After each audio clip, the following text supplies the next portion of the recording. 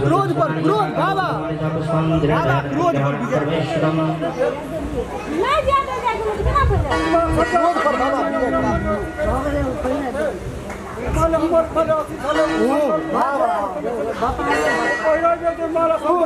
हरे ओम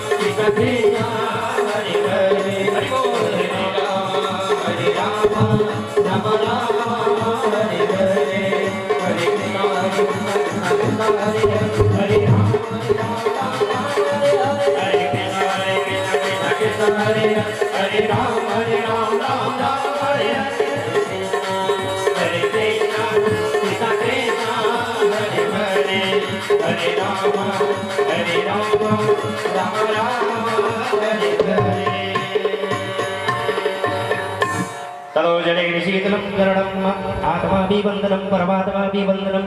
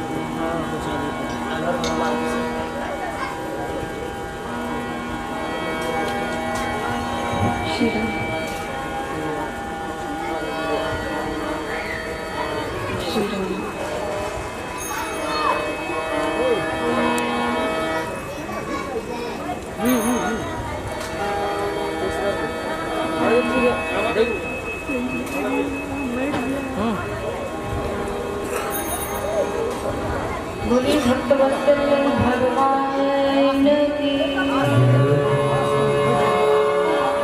श्री हनुमान जी महाराज की, श्री अवधाम की, श्री मिथिला धाम की, श्री सरयू मैया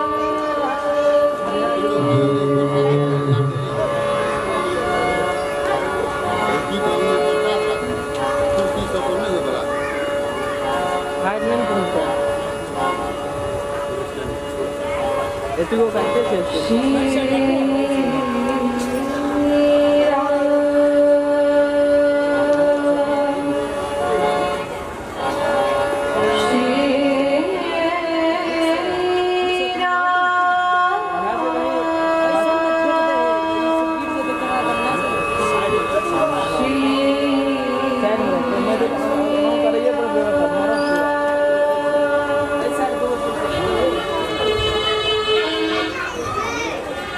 राम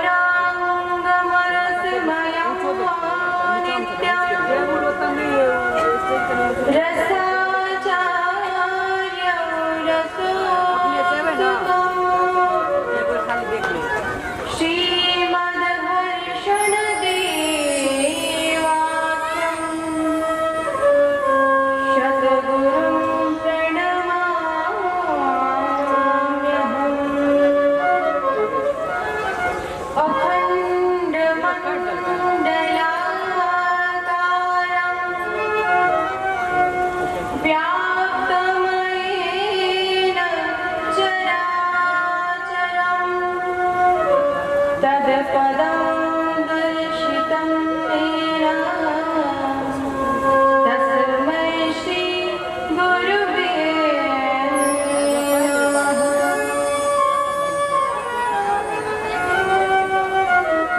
बोली भक्तवत्सल भगवान की, श्री रामलला सरकार की, श्री किशोरी जी की, श्री अवध धाम की, श्री मिथिला धाम की।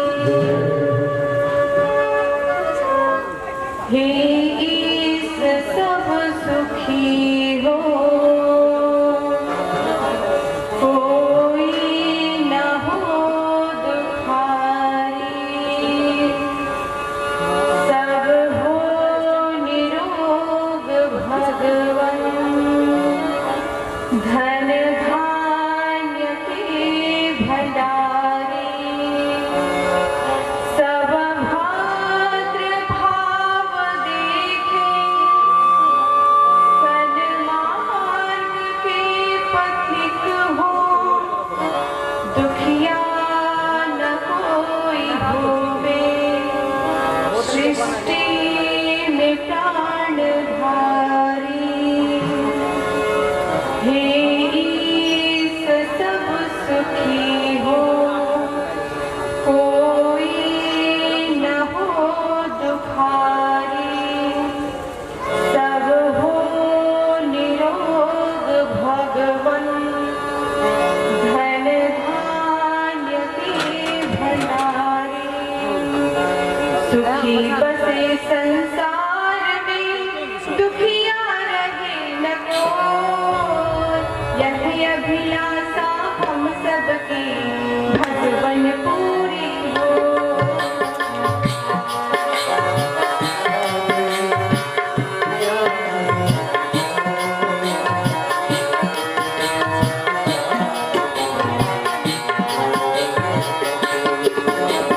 सुखी बसे संसार में, दुखिया रहे न कोई,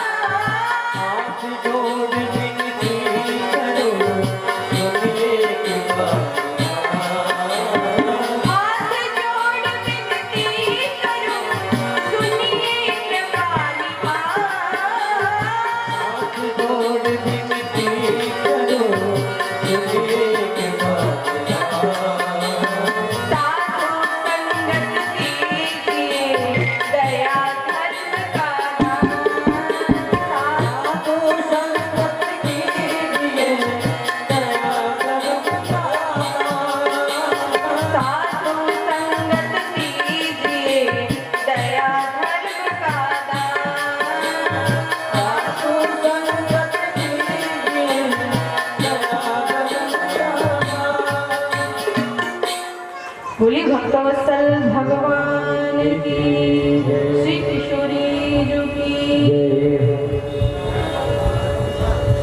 हम सभी भगवान श्री राम जी, श्री किशोरी जी की कथा श्रवण करें,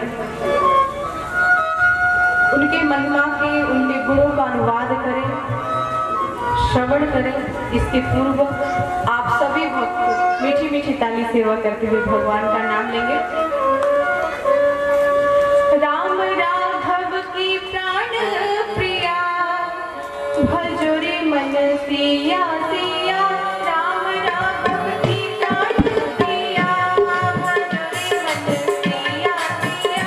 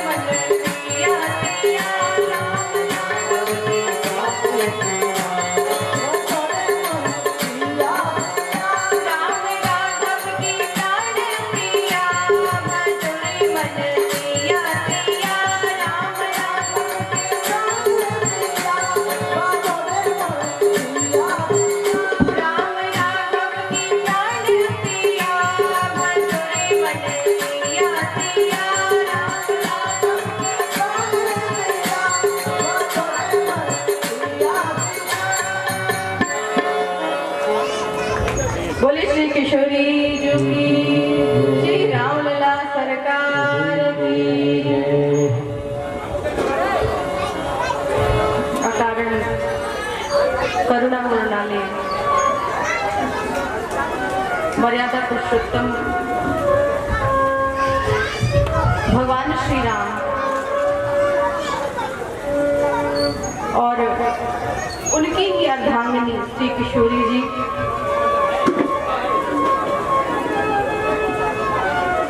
सदैव अपने भक्तों पर करुणा वर्षाती है, कृपा वर्षाती है।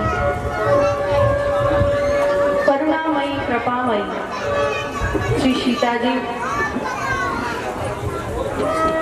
श्री सीता जी की बहुत बड़ी कृपा है आपके ऊपर भी और हमारे ऊपर भी।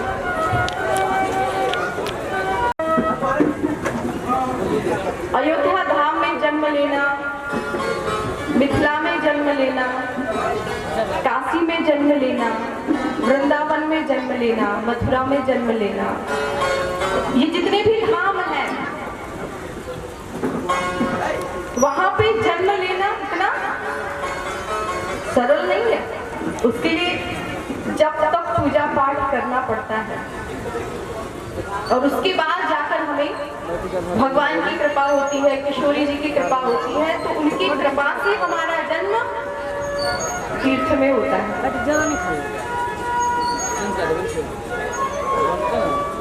हम इस कारण आपसे ये बात कह रहे हैं क्योंकि आप इससे ये समझ सकते हैं कि आप कितने भाग्यशाली हैं कि आपका जन्म मिथिला में हुआ है। आप ये मत सोचिए कि हम सभी मिथिला से दूर हैं, है क्या? बोलिए। बिल्कुल नहीं है। हम लोग डुगरी में नहीं है, हम लोग कहाँ हैं? बक्सर के इधर जितना भी क्षेत्र पड़ता है, बक्सर के उधर तो अयोध्या महाराज दशरथ जी के राज्य में लिए जाते थे, और बक्सर के इधर किसके राज्य में? जनक जी के राज्य। इस राज्य में बक्सर के इधर जितने भी क्षेत्र हैं, जितने भी गांव है, शहर है, वो सब किशोरी जी की छत्र छाया में है। वो सब क्या है? मिथिला है। वो तो गांव हमने बाद में बंटवारा कर रखा है, ये हिंदुस्तान है, ये नेपाल है, ये वो है। पहले ऐसा नहीं था। पहले क्या था? महाराज जनक जी का राज्य यहाँ से, महाराज दशरथ जी का राज्य वहां से, उनके राजा का राज्य वहां से, ऐसे था। ये बंटवारा हमने अब किया है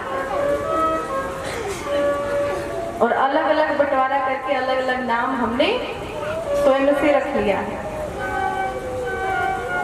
आपका जहां जन्म हुआ है ये कोई साधारण धरती नहीं है, ये वो धरती है, यह वो पृथ्वी है, ये वो माँ है जहां पर साक्षात जगत जननी श्री सीता जी प्रकट होकर आए हैं।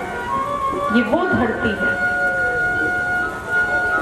जहां पे आपने जन्म लिया है। और गोस्वामी तुलसीदास जी ने रामचरितमानस में एक चौपाई के माध्यम से कहते हैं कि जो मिथिला के वासी हैं, जो मिथिला में रहने वाले हैं, वो कैसे हैं?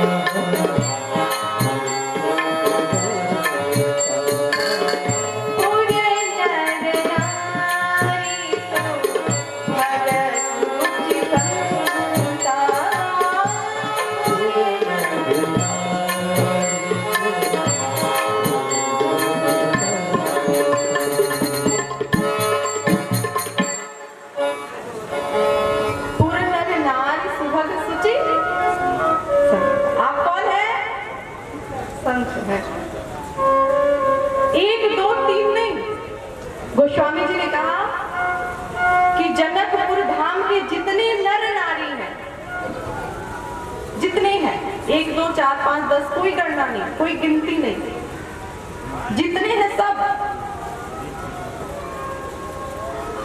सुभग, सुचि, संता, धर्मशील, ज्ञानी, गुणवंता। धर्मशील है, धर्म को मानने वाले। ज्ञानी भी है, ये भी नहीं कि मूर्ख है, ज्ञानी है। गुणवंता, समस्त गुणों से संपन्न है, सब गुण है इनके अंदर। आप तो इतने महान हैं और आप इस धरती पे आपका जन्म हुआ है। आप रहते हैं, आप यहाँ पे वास करते हैं। बहुत खुशी है आपके इस डुमरी ग्राम में कि आप सभी श्री किशोरी जी से बहुत अच्छा संबंध रखते हैं और बहुत पास में आप लोग निकट रहते हैं, आप लोग का आना जाना लगा रहता है। जनकपुर धाम यही पास में ही है। वहां के जो महाराष्ट्री हैं श्री महल सरकार जी, यहाँ पे आधा से अधिक भक्त ऐसे हैं, सज्जन ऐसे हैं जो महाराष्ट्री से मंत्र लिए हैं, दीक्षित हैं, दीक्षा लिया है, शिष्य हैं, चेला। आप सभी महाराष्ट्री के शिष्य हैं। हमारे जीवन में कोई संत, कोई अच्छा संत, कोई अच्छा गुरु वैसे नहीं मिलता है, वैसे नहीं मिलते। ये जब किशोरी जी की कृपा होती है तो किशोरी जी कृपा करके अच्छे संत, अच्छे महापुरुष की सानिध्य हमें प्राप्त करवाते हैं। आप सभी इतने सौभाग्यशाली हैं जो मैं अपने मुख से व्यक्त नहीं कर सकती कि आप सभी महाराष्ट्री के सानिध्य में रहते हैं। शिष्य मतलब आप महाराष्ट्री के पुत्र हैं, बेटा है। आपके यहाँ बेटा को क्या कहते हैं? क्या कहते हैं? चुप मत रहिए, मैंने पूछा तो बोलना है, चुप नहीं रहना है। बेटा को क्या कहते हैं अपने यहाँ? बउआ, नुन्नू, बउआ। आप सभी महल सरकार के क्या है? नुन्नू है। क्या है? बउआ है। गुरु और चेला का संबंध कैसे होता है? बोलिए।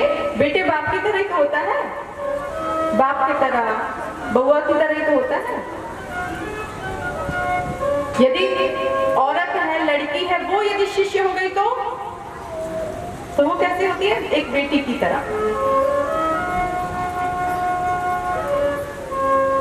और बाप का जब कोई बेटा होता है ना, बेटी होती है, बाप की कोई बेटी हो तो बाप के ऊपर एक जिम्मेदारी आ जाती है। कौन सी जिम्मेदारी? कि उसको पढ़ाना लिखाना है, अच्छा संस्कार देना है और उसके बाद उसका हाथ पकड़ के एक योग्य पुरुष देखकर उसका कन्यादान करना होता है ना। महाराज जनक ने भी तो यही किया। मेरी भाषा आपकी समझ में आ रही है ना? नहीं तो मैथिली भाषा तो बहुत ही अच्छी है, सुनने में आनंददायी है, पर बोलना नहीं आता मुझे। और जल्दी जल्दी आप लोग बोल दे तो बिल्कुल पल्ले नहीं पड़ता है, आप क्या बोल के निकल गए। चेहरे से पता चलता है, हंस रहे हो तो कोई अच्छी बात होगी। भाषा तो बहुत मीठी है और इतनी मीठी भाषा है मैथिली भाषा, इतनी मीठी कि आप अपने भाषा में गाली दे दो ना तब भी अयोध्या वाले नहीं समझ सकते। ना ना ना ना, समझने वाले नहीं। इसीलिए कहे राम जी गाली पे गाली इतना क्यों सुन के चले गए, क्योंकि मैथिली भाषा में जो आप गाली देंगे उसका जो रस है, जो आनंद है, वो 2-4 पूरी व्यक्ति अधिक ही खाएगा कि 2-4 और गाली देते, 2 और गाली देते। आपका तो परम सौभाग्य है कि आप सभी मिथिला में जन्म लिए हैं। तो बाप बेटी का जो संबंध होता है, महाराज जनक जी की पुत्री है सीता जी, किशोरी जी, उन्होंने भी योग्य एक पुरुष देखकर और उनका पानी ग्रहण संस्कार करते, कन्यादान करते हैं। और यह कार्य हर पिता करता है, अपनी बेटी की योग्य वर देकर उसका कन्यादान करना। जो काम पिता करता है ना, वही काम गुरु करते हैं, बिल्कुल वही काम गुरु का है। गुरु क्या करते हैं? वो भी अपने चेले का हाथ ले लेते हैं, अपने बउआ का हाथ लेते हैं और फिर उसका हाथ लेकर भगवान के हाथ में दे देते हैं। भगवान के हाथ में देने का अर्थ है पानी ग्रहण करा देते हैं। अब मेरा काम खत्म, अब तो तुम परमात्मा से मिल लो, भगवान से मिल लो। गुरु का सबसे बड़ा काम क्या है? संत का सबसे बड़ा काम यही है, उसका लक्ष्य ये है कि वो अपने शिष्य को, अपने बउआ को भगवान तक पहुंचा दे, अपने निन्नू को भगवान तक पहुंचाए, रास्ता बताए, ऐसे पूजा करो, ऐसे भगवान का भजन करो, ऐसे नियम जब तक करो, इतना माला तुम रोज जपा करो, 6000 12000 तुम रोज नाम जप किया करो, परमात्मा तक तुम पहुंचोगे धीरे धीरे। गुरु का यही काम। आप सभी के लिए तो परम सौभाग्य की बात है कि श्री श्री महल सरकार श्री गुरुदेव जी, जो आप सभी के ऊपर उनकी बहुत बड़ी कृपा है, जो जनकपुर धाम के महाराज श्री हैं और उनके ही आशीर्वाद से, उनके ही सानिध्य में, उनकी ही कृपा से आज यह कथा प्रारंभ हुई है। आज इस कथा का प्रथम दिन है। आप सभी को ज्ञात है कि आज पहला दिन है कथा का, और इस कथा के जितने भी कार्यकर्ता गण हैं उन सभी को इस व्यासपीठ से बहुत बहुत साधुवाद, बहुत बहुत धन्यवाद। चूंकि न जाने कई महीनों से ये प्रयास था कि ये कथा हो, सालों से था, मुझे तो महीना ही पता था। ये महीनों वाली बात नहीं है, सालों वाली बात है।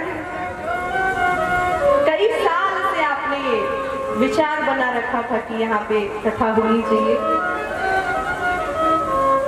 आज वह दिन है कि आप सभी लोग कथा श्रवण कर रहे हैं। ये कथा भी 2-4 महीने पहले ही होने वाली थी, किसी कारणवश ये कथा स्थगित कर दी गई, पर आज बहुत प्रसन्नता है, बहुत खुशी है और मेरे लिए परम प्रसन्नता है कि मुझे सरकार के सानिध्य में बैठकर उनके आशीर्वाद से आज अपने वाणी को पवित्र करने का सुअवसर प्रदान हो रहा है।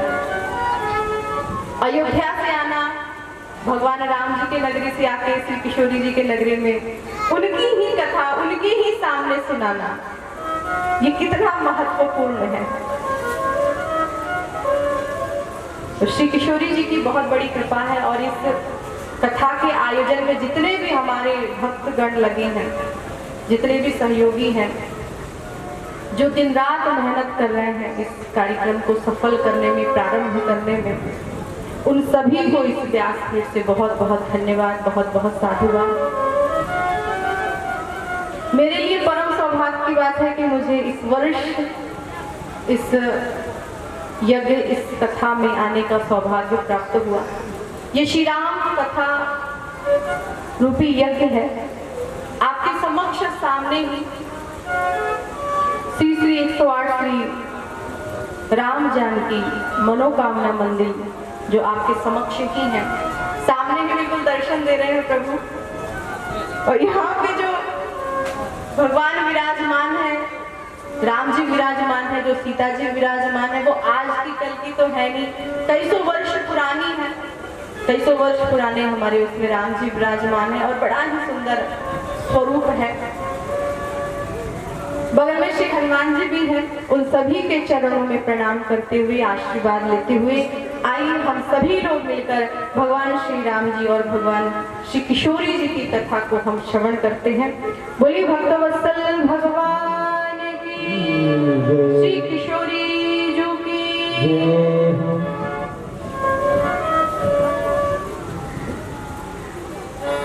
श्री भगवान राम, श्री किशोरी जी, इनके गुणों का वर्णन किया गया है तो वो है श्री रामचरितमानस। आप सभी लोग 9 दिनों तक रामचरितमानस की कथा श्रवण करेंगे। राम जी की कथा तो बहुत महापुरुषों ने वर्णन किया है। आप सभी को पता होगा कि महर्षि वाल्मीकि ऋषि ने भी एक वाल्मीकि रामायण जिसमें भगवान राम जी, श्री किशोरी जी का चरित्र है। पर जो कथा हम लोग श्रवण करने जा रहे हैं, ये कथा जो है वो रामचरितमानस की कथा है, जिसको पूज्यपाद गोस्वामी तुलसीदास जी ने रचित किया है। और गोस्वामी तुलसीदास जी के पहले भी इस रामचरितमानस को किसी ने रचा है, लिखा है। वो कौन है? भगवान शंकर है। रचि महेश निज मानस राखा, रचि महेश निज मानस राखा,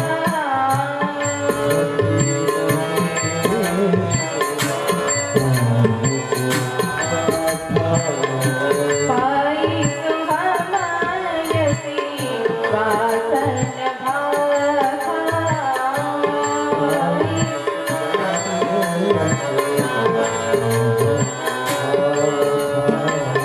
पाई सुहामयसी वासन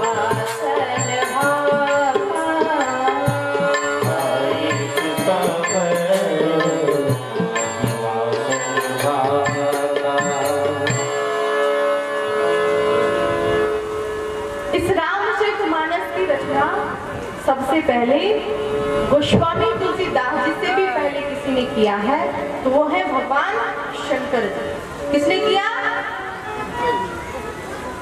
आप लोग बोला करिए, आप चुप हो जाते हैं ना, तो मुझे लगता है हम इतना कह के निकल गए और आप समझ ही नहीं पाए।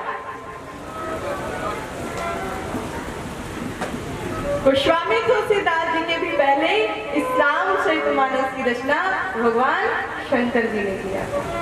रचि महेश निज मानस राखा, पायस समय सिवासन।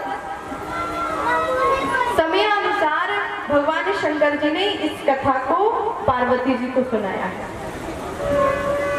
गोस्वामी तुलसीदास जी कहते हैं उनकी ही प्रसादी है, भगवान शंकर जी की ही प्रसादी है, जो मैं आप सभी को सुनाने जा रहा हूं। और गोस्वामी तुलसीदास जी ने तो यहाँ तक कह दिया, स्वांतः सुखाय तुलसी रघुनाथ गाथा, भाषा निबंध मत मंजुल मात नौती। गोस्वामी जी ने कहा स्वांतः सुखाय, ये किसी और के सुख के लिए नहीं, मैं तो अपने सुख के लिए लिख रहा हूं। इस ग्रंथ का रचना मैं अपने सुख के लिए कर रहा हूं। पर आप ही विचार करें, क्या संत का खुद का कोई सुख होता है? वो सब सुख को तो छोड़कर वो साधु बनता है। बोलिए, कोई साधु है, कोई संत है, कोई महापुरुष है, उसका खुद का कोई सुख है?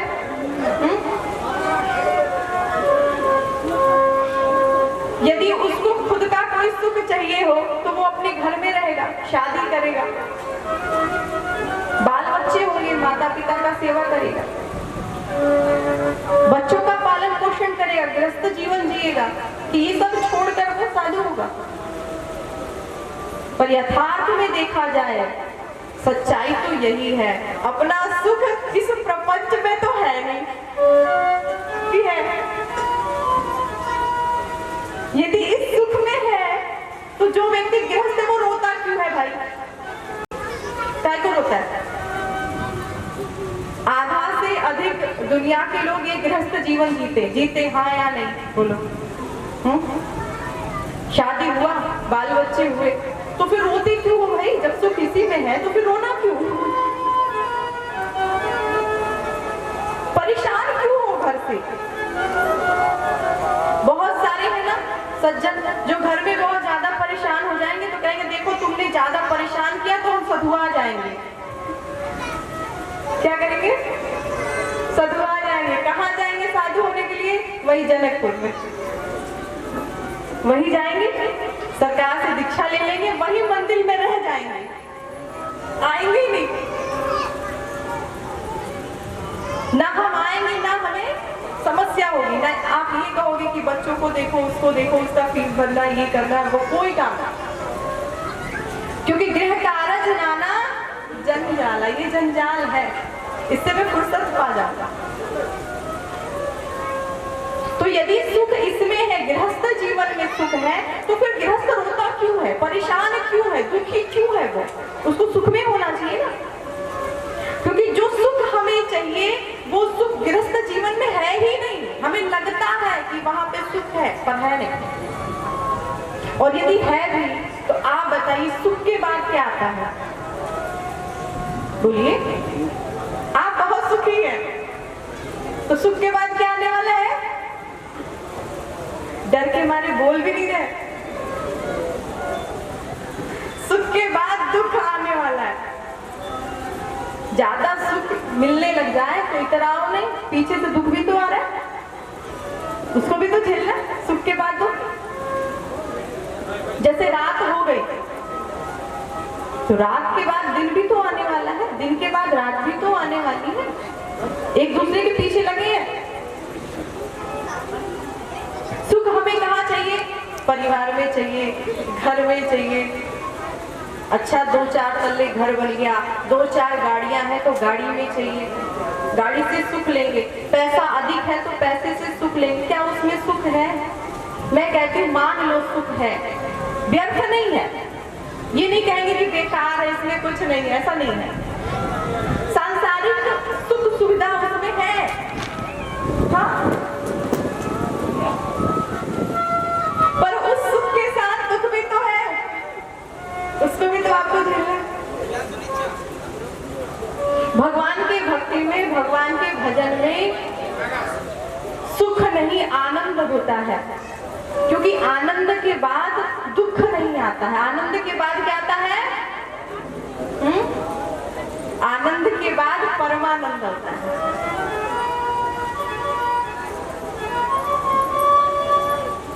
हमें ज्यादा से ज्यादा यही इच्छा रखनी चाहिए, चेष्टा रखनी चाहिए कि हमारे जीवन में आनंद हो, सुख ना हो, क्योंकि आनंद के बाद परमानंद, और केवल मात्र आनंद ही आनंद होता है। उसके बाद कोई दुख नहीं होता है, कोई कष्ट नहीं होता है, कोई परेशानी नहीं होती है। तो संत जो होता है, जो साधु होता है, वो सब अपना सुख सुविधा छोड़कर वो कहाँ आता है? सुख छोड़कर भगवान की भक्ति में। और जब वो भगवान की भक्ति में, भगवान के लिए वो अपना पूरा जीवन न्योछावर कर देता है, पूरा जीवन, पूरी लाइफ उसका भगवान के लिए होता है। 1-2 घंटा यदि हम भगवान का भजन करना चाहें तो हमारे पास समय नहीं होता है, टाइम नहीं होता है। पर जो संत, जो साधु बचपन से लेकर वृद्ध अवस्था हो गई, बूढ़े हो गए, उनकी पूरी जिंदगी भगवान के लिए समर्पित होता है। वो संत, वो साधु कितना समर्पण करते हैं, कितना त्याग करते हैं। आप विचार करके देखिए, आप त्याग कर पाएंगे? हम कर पाएंगे? हमारे तो बस की नहीं है। पर वो संत अपना पूरा जीवन भगवान को समर्पित कर देते हैं, उनके चरणों में दे देते हैं। गोस्वामी तुलसीदास जी कहते स्वांतः सुखाय, और इस स्वांतः सुखाय में गोस्वामी तुलसीदास जी के लिए पूरे जगत के सुख है, पूरे संसार का सुख है, क्योंकि संत के हृदय में भगवान होते हैं और भगवान के हृदय में पूरा संसार, उनके भक्तगण होते हैं। तो जहां भगवान को सुख हुआ वहां हम सभी को तो सुख होना ही होना, आनंद होना ही होना। तो गोस्वामी तुलसीदास जी के स्वांतः सुख में पूरी दुनिया के, पूरे संसार का सुख है। ऐसे संत जिन्होंने पूरी दुनिया पे इतना बड़ा उपकार किया है, इसलिए हमें हमारे जीवन में सदैव संत की सानिध्यता में ही रहनी चाहिए। संतन के संग लाग रे तेरी अच्छी बनेगी, संतन के संग लाग रे तेरी अच्छी बनेगी, संग लाग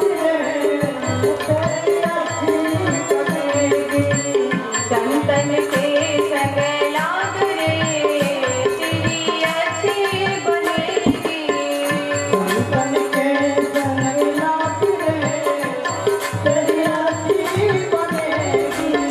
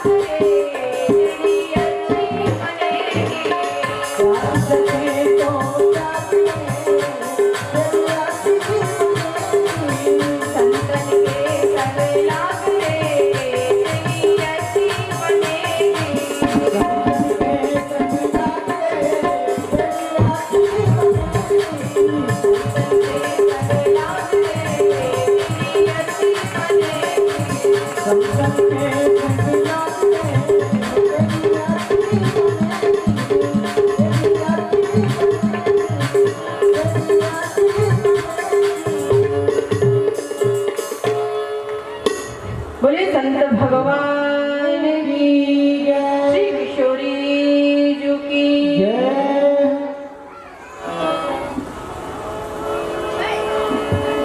तो ऐसे परम संत जिन्होंने इस रामचरितमानस की रचना की है, गोस्वामी तुलसीदास जी महाराज,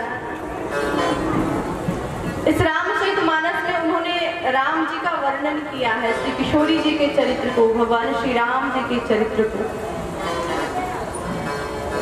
हमारे जीवन में यदि किसी के चरित्र को उतारने की आवश्यकता है तो वो कौन है? इस पूरे संसार में, पूरे ब्रह्मांड में, पूरी दुनिया में यदि किसी के भी चरित्र को उतारने योग्य है तो वो है भगवान श्री राम जी। इस दुनिया में समस्त पुरुषों का किसी का आचरण करना चाहिए तो वो है भगवान राम। भगवान राम जी ने जितना सब कुछ किया है वो आप सब कर सकते हैं, सब करने योग्य है, करना चाहिए, करिए।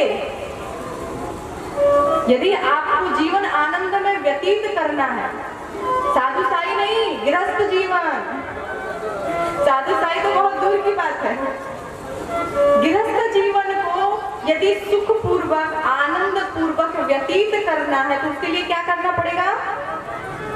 राम जी के चरित्र को अपने जीवन में उतारना पड़ेगा। और माताओं को किसका जीवन उतारना है? बोलिए, श्री किशोरी जी के चरित्र को। सीता जी के चरित्र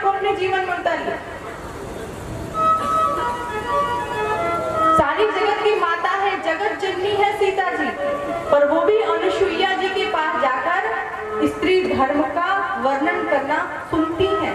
स्त्री का धर्म क्या होता है, स्त्री को कैसे रहना चाहिए, कैसे होना चाहिए, स्त्री का धर्म क्या है। एक पातिव्रत धर्म का पालन करने वाली स्त्रियां किस रास्ते पर चलती हैं, किस मार्ग पे चलती हैं, उनका आचरण क्या होता है, ये सीता जी शिक्षा लेती हैं। और अनुसुईया जी ने कहा भी, अरे सीते, आपको मैं क्या उपदेश दूंगी, आपको मैं क्या बोलूंगी,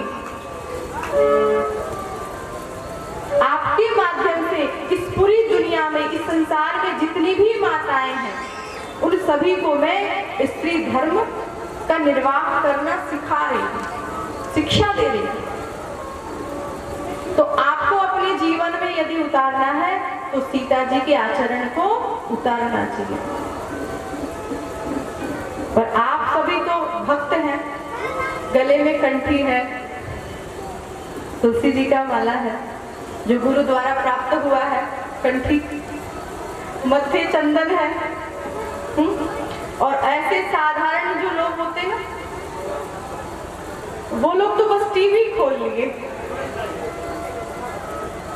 टीवी में खोले और जो भी पिक्चर दिख रहा हो उनको, हीरो हीरोइन जो भी उन्होंने किया है, बस उनको वही करना है। क्या अच्छा है, क्या बुरा है, उसे क्या शिक्षा लेना चाहिए, कोई लेना देना कोई मतलब नहीं है। क्या है, उसने क्या पहन रखा है, झुमका कैसा है उसका,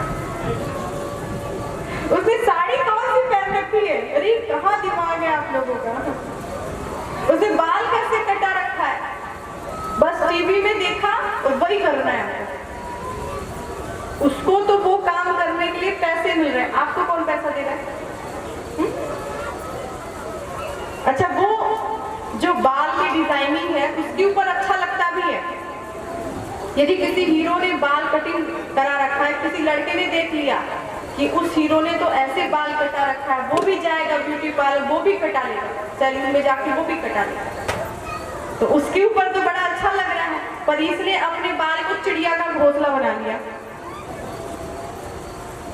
बस थोड़ी सी टाइम है कि चिड़िया आके बैठ जाए, बस हो गया, उसका चिड़िया का घोंसला तो हो फिक्स है।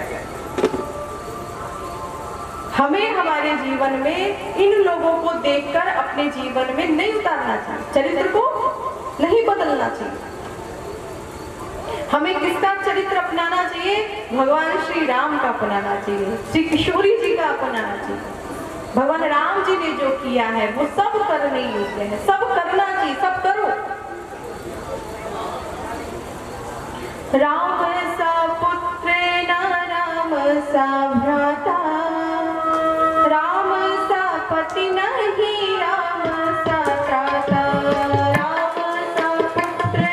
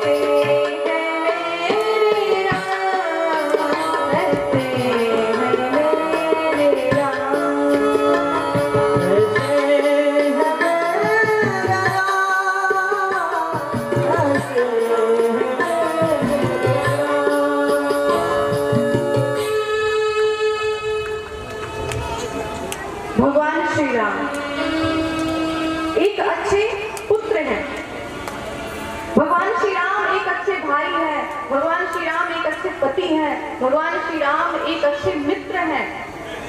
और गोस्वामी तुलसीदास जी ने तो यहाँ तक कह दिया कि भगवान श्री राम एक अच्छे शत्रुता भी निभाना जानते हैं। एक शत्रु के साथ कैसा व्यवहार करना चाहिए। आपका कोई दुश्मन हो, झगड़ा लड़ाई तो हो ही जाता है किसी ना किसी से। अब ये जनकपुर है, यहाँ नहीं होता वो बात अलग है, यहाँ की तो कोई गारंटी नहीं है भाई। यहाँ तो ये भी हो सकता है कि आप लोग ना करो, हाँ कुछ भी हो सकता है यहाँ पे, क्योंकि सुबह है, सुचि है, संता है, ज्ञानी है, गुणवंता है, तो क्या कौन झगड़ा कर रहा है? कोई नहीं। परंतु किसी से झगड़ा हो जाए, दुश्मनी हो जाए, तो उसके साथ कैसा व्यवहार करना चाहिए, ये भी हमें भगवान श्री राम जी सिखाते हैं। रावण जो सीता जी को लेकर गया है, वो अलग है कि सीता जी माया की थी, वो ओरिजिनल सीता नहीं थी, नकली सीता जी थी। जो जनक जी की पुत्री जो सीता जी थी, वो तो अग्नि में प्रवेश कर गई। तुम पावक मह करहु निवासा, जब लगी करो निशाचर नासा, वो तो अग्नि में प्रवेश। परंतु जो छाया सीता थी वो राम जी के साथ में थी, क्योंकि लीला करना है। छाया सीता राम जी के साथ में है लीला करने के लिए। तो छाया सीता को ही रावण चुरा कर ले गया था, इसीलिए तो उन्होंने लक्ष्मण रेखा के बाहर भी चली गई और लक्ष्मण जी के बाद तो काटा। वो सीता होती तो नहीं करती, छाया सीता।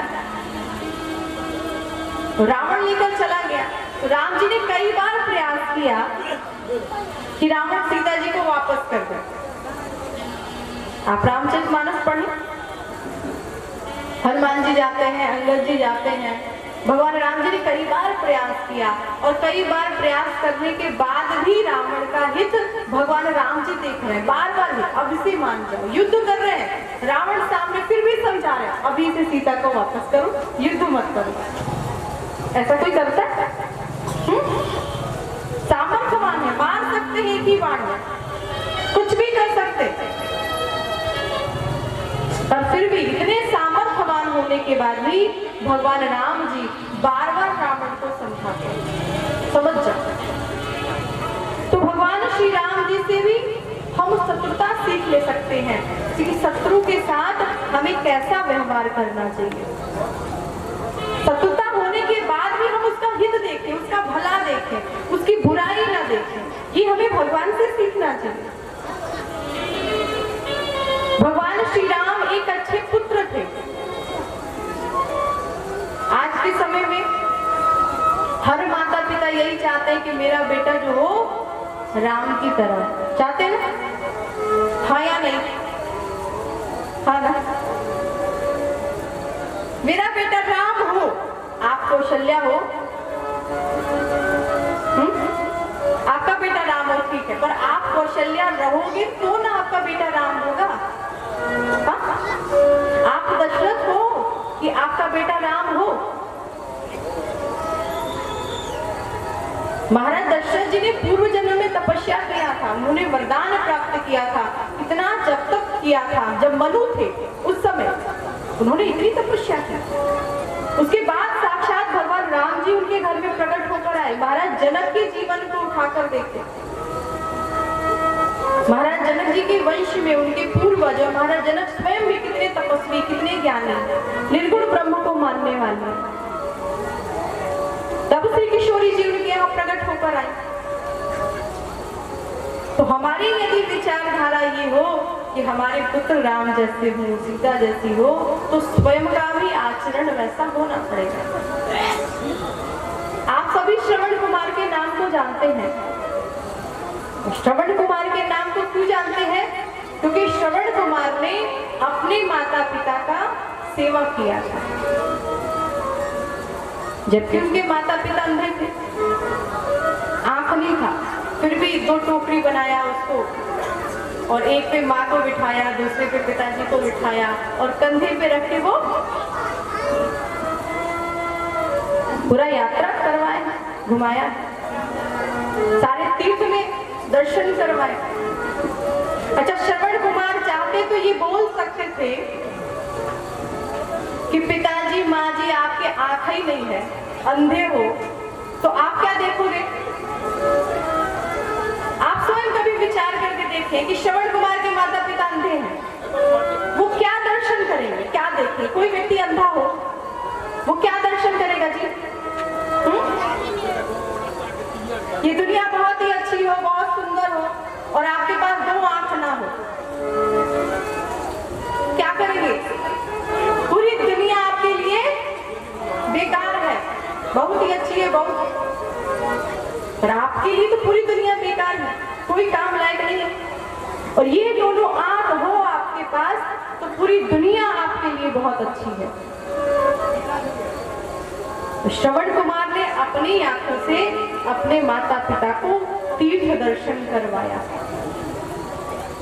भगवान श्री राम एक अच्छे पुत्र हैं और भगवान श्री राम एक अच्छे भाई भी हैं।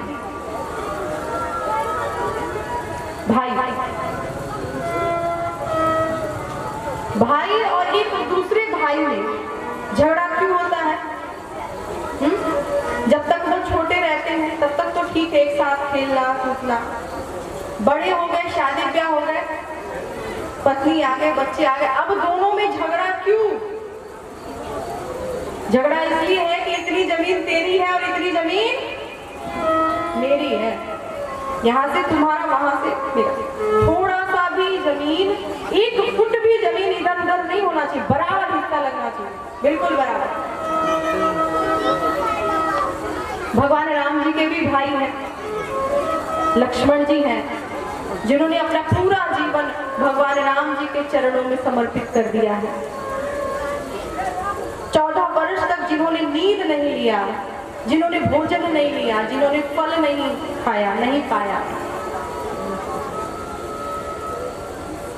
और भगवान श्री राम जी के ही भाई हैं भरत जी, आप सभी जिनको जानते होंगे भरत जी।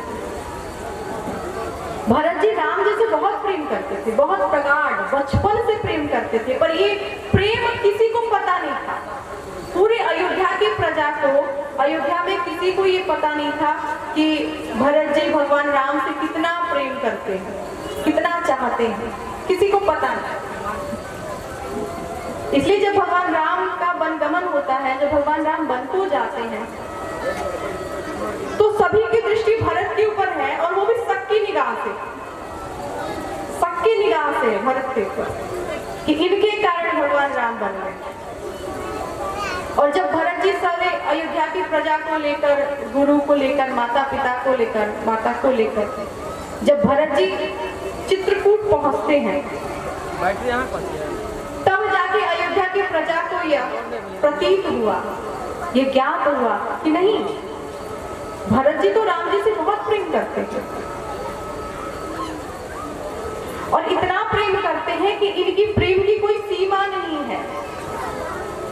प्रेम की पराकाष्ठा कोई है तो वो है भरत जी, बहुत प्रेम करते भगवान राम से। और उनका प्रेम प्रकट तब हुआ जब भगवान राम का वनगमन हुआ। यदि वनगमन नहीं होता तो भरत जी का प्रेम कभी प्रकट ही नहीं होता, किसी को ये ज्ञात ही नहीं होता, किसी को पता ही नहीं चलता कि भरत जी कितना प्रेम करते हैं। भगवान राम जी के और भरत जी के जीवन में भी झगड़ा है, दोनों भाई में यहाँ पर भी झगड़ा है, और एक भाई दूसरे भाई से भी झगड़ा करता है। एक भाई दूसरे भाई से झगड़ा करता है, इतनी जमीन मेरी, इतनी जमीन तेरी। और भगवान राम और भरत जी का जो झगड़ा है वो इसलिए है कि सब तुम्हारा, सब तुम ले लो, पूरे अयोध्या का राज्य भरत तुम ही ले लो। और भरत जी कह रहे नहीं नहीं, मैं कैसे राज्य ले लूंगा, अयोध्या का राज्य सिंहासन तो आपका हुआ, आप बड़े पुत्र हैं, आपका अधिकार है, आपका है, आप लीजिए। राम जी और भरत जी के जीवन में इसलिए झगड़ा है कि मुझे नहीं चाहिए ये अयोध्या का ऐशो आराम, ये धन, ये सुख, ये सुविधा हमें नहीं चाहिए, राज्य सिंहासन नहीं चाहिए, राज्य नहीं चाहिए। और हमारे लिए तो इसलिए झगड़ा है कि हमें सब चाहिए, सब हमें को मिल जाए, सब मेरा, उसका कुछ नहीं होना चाहिए। इसलिए तो महाभारत हो गया, महाभारत इसी कारण हुआ। भगवान श्री राम एक अच्छे भाई भी हैं। दो समय ऐसा आता है जब भगवान मुस्कुरा देते हैं। वैसे तो भगवान हर समय मुस्कुराते हुए ही रहते हैं, हर समय मुस्कुराते हैं, पर मुस्कुराना अलग होता है, हंसना अलग होता है, किसी का हंसी उड़ाना अलग होता है। हंसना अच्छी बात है, हंसना चाहिए, खुश रहना चाहिए, प्रसन्न रहना चाहिए। और जो व्यक्ति सदैव प्रसन्न रहता है वो भगवान की सबसे पहली भक्ति करता है। भगवान की भक्ति क्या है? कि आप सदैव प्रसन्न रहें, सदैव आप खुश रहें। ये भगवान की भक्ति है, ये भक्ति में आता है, सदैव खुश रहना, प्रसन्न रहना। तो प्रसन्न रहना अच्छी बात है, हंसना अच्छी बात होती है, पर किसी की हंसी उड़ाना अच्छी बात नहीं है। तो भगवान हर समय प्रसन्न रहते हैं, हर समय हंसते हैं। और दो समय ऐसा आता है कि भगवान देखकर मुस्कुरा देते हैं कि ये क्या हो रहा है, ये क्या है, ये दुनिया के लोग क्या कर रहे हैं।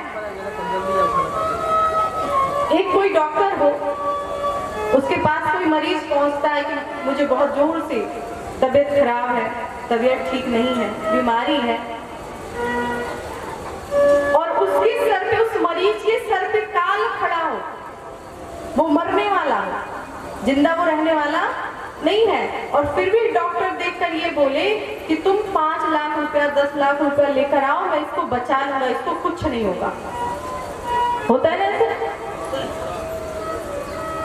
डॉक्टर को पता है ये मरने वाला है, बचेगा ये नहीं, पर उसके बाद भी पैसे लेने के चक्कर में डॉक्टर कहता है कि मैं इसको बचा लूंगा, मैं ठीक कर लूंगा, तुम 10 लाख लेकर तो आओ, लेकर आओ पहले।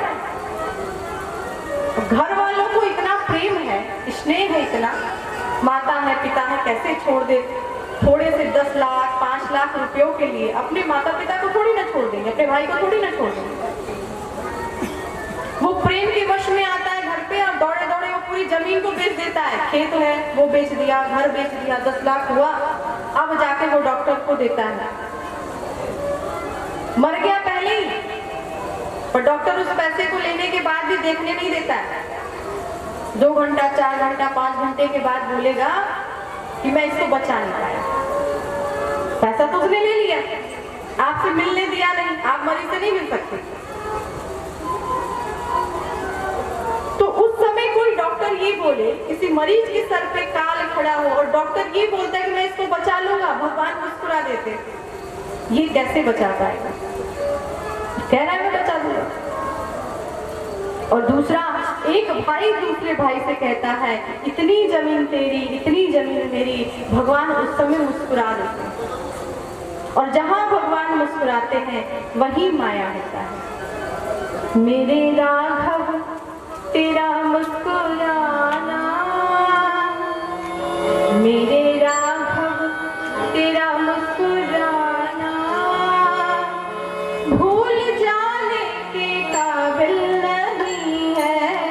मेरे राघव तेरा मुस्कुराना, भूल जाने के काबिल नहीं है।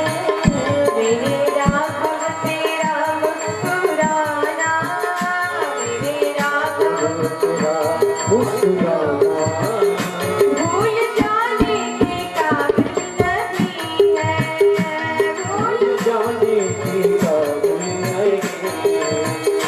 चोट खाया है जो मैंने दिल पे, चोट खाया है, चोट खाया है जो मैंने दिल पे, चोट खाया है, भूल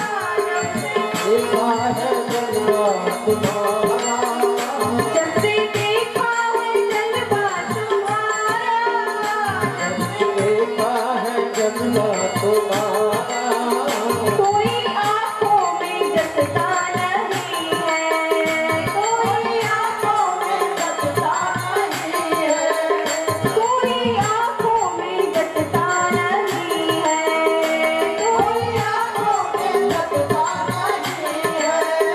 इनको देखे बहुत नूरे वाले, इनको देखे बहुत नूरे वाले, इनको देखे बहुत नूरे वाले, इनको देखे बहुत नूरे वाले, कोई आलम से रुकता नहीं है, कोई आलम से रुकता नहीं है। मेरे राघव तेरा मुस्कुराना, मेरे राघव तेरा मुस्कुराना, मेरे राघव तेरा मुस्कुराना, मेरे राघव तेरा मुस्कुराना, भूल जाने की काबिल नहीं है, भूल जाने की काबिल नहीं है।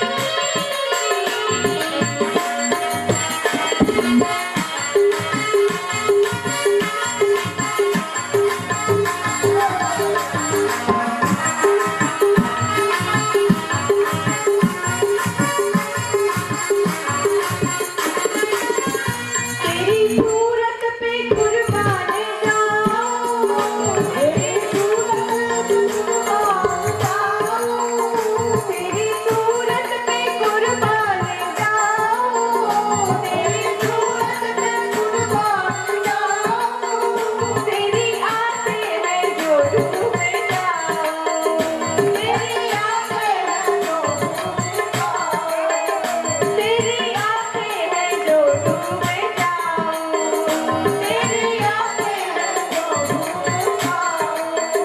जिसको तूने नजर से पिलाई, जिसको तूने नजर से पिलाई, जिसको तूने नजर से पिलाई, जिसको तूने नजर से पिलाई, होश आने के काबिल नहीं है, होश आने के काबिल नहीं है, होश आने के काबिल नहीं है, होश आने के काबिल नहीं है। मेरे राघव तेरा मुस्कुराना, मेरे राघव तेरा मुस्कुराना, मेरे राघव तेरा मुस्कुराना, मेरे राघव तेरा मुस्कुराना, भूल जाने के काबिल नहीं है, भूल जाने के काबिल नहीं है।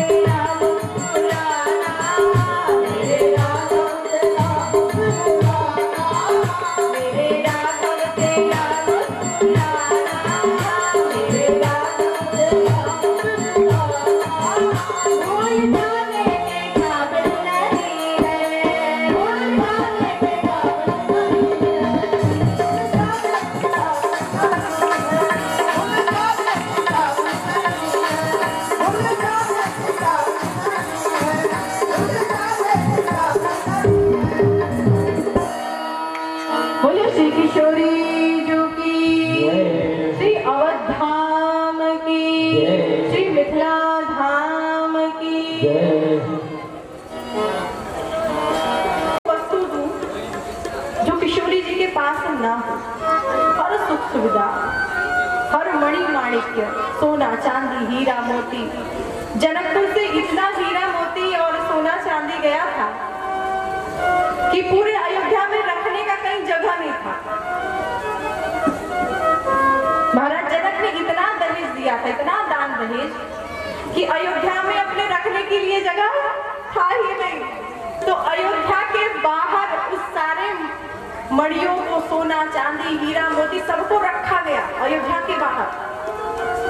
आज भी वो जगह है, आज भी वो स्थान है, आज भी वो जगह है। उसको कहते हैं मणि पर्वत, मणियों का पर्वत। वो मणि कहाँ का था? जनकपुर का। पूरा मणि ही मणि, पूरे अयोध्या में कहीं रखने का स्थान था ही नहीं। इतनी मणि जनक जी ने दे दिया था। तो उन सारी मणियों को रखने के लिए अयोध्या के बाहर उसको रखा गया। एक पर्वत के जैसे वो ढेर लग गया। वो आज भी है, उसे मणि पर्वत कहते हैं। आज भी बहुत सारे भक्त हैं जो दर्शन करने जाते हैं मणि पर्वत। सीता जी के पास क्या नहीं है जी? आप विचार करके देखें, अयोध्या में रखने की जगह नहीं है, अलग रखा जा रहा है उसको। इतना मिला है और उसको पर्वत कहा जा रहा है। मणियों का ये पर्वत है, 2 4 10 नहीं है, पर्वत। और अयोध्या से बिल्कुल अलग ही नजर आता है। अयोध्या में कहीं पर्वत नहीं है, केवल वही एक पर्वत है, मणि पर्वत, और तो है नहीं अयोध्या में। जो भी किशोरी जी का मुख देखता है, चेहरा देखता है, इतनी सुंदर है किशोरी जी, कुछ ना कुछ देता है। माताएं दे रही हैं, सब दे रहे हैं। अब राम जी क्या देते हैं? होता है, आज भी ये नियम है। आज भी माताएं जब विवाह करके जाती, लड़की जब विवाह करके जाती है तो कुछ ना कुछ तो आज भी देते हैं मेहमान। राम जी ने भी दिया। राम जी ने कहा, सीते में क्या दूं, कौन सी ऐसी वस्तु दूं मैं आपको? पर हे सीते, मैं आपको आज एक वचन देता हूं कि मेरे जीवन में आपके अलावा कोई दूसरी स्त्री नहीं आएगी, दूसरी औरत। भले ही मेरे पिताजी ने कई शादी कर रखी है, तो आप ये मत सोचिए कि बाप ने कर रखी तो बेटा भी कर लेगा। कितने लोग कहते हैं इसके बाप ने किया तो ये भी करेगा। राम जी ने कहा, नहीं सीते, आप ये मत विचार करिएगा कि मेरे पिताजी ने 3 शादी की है तो मैं भी 2 4 कर लूंगा। ये विचार मत करिएगा, मैं नहीं करूंगा, मैं आपको वचन देता हूं। महाराज दशरथ जी की कितनी शादी? कितनी गाली सुनाते समय तो खूब सुनाया आप लोगों ने। एक पुरुषवा पे 3 गो नारी, जनकपुर की माता गाली दे रही ना, गाली के समय तो आपने खूब गाली सुनाया। महाराज दशरथ जी की कितनी रानी? 3 मुख्य हैं, पर अन्य ग्रंथ में देखा जाए तो महाराज दशरथ जी की 700 रानियां थी। कितनी? 700।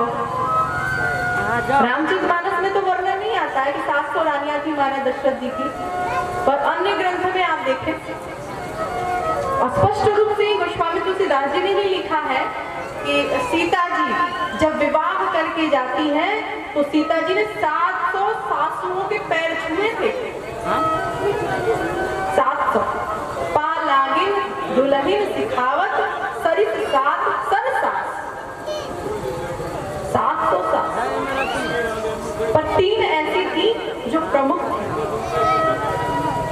भगवान राम जी ने कहा, हे सीते, मैं आपको वचन देता हूँ कि मेरे जीवन में आपके अलावा कोई दूसरी स्त्री नहीं है। और आप सभी को ज्ञात ही है, पता ही है कि जब भगवान श्री राम जी राजा सिंहासन पे बैठे राजा हुए, भगवान राम, सीता जी रानी हुई, तो अयोध्या के एक धोबी ने कह दिया मैं वो राम नहीं जो सीता वापस आ जाए मैं रख लूं ना। राम जी तक ये बात पहुंची तो राम जी को कष्ट हुआ कि मेरी प्रजा मुझसे इतना दुखी है, ऐसा विचार रखती है, तो मैं सीता जी का परित्याग करता हूँ। तो सीता जी को वन में राम जी ने भेज दिया लक्ष्मण जी के सहयोग से। और सीता जी कहाँ जाती है? वाल्मीकि ऋषि के आश्रम पे। वहां पे तो पुत्र होता है, पुत्र तो एक ही होता है। एक वाल्मीकि ऋषि ने कुत्ते बना दिया था, इसलिए उसका नाम कुश हो गया। लव एक राम जी का पुत्र हुआ कुश, जिसको वाल्मीकि जी ने बनाया था। तो 2 पुत्र सीता जी को वही होते हैं। उस समय भगवान श्री राम जी एक यज्ञ कर रहे थे। राम जी एक यज्ञ कर रहे थे। उस यज्ञ का क्या नाम है?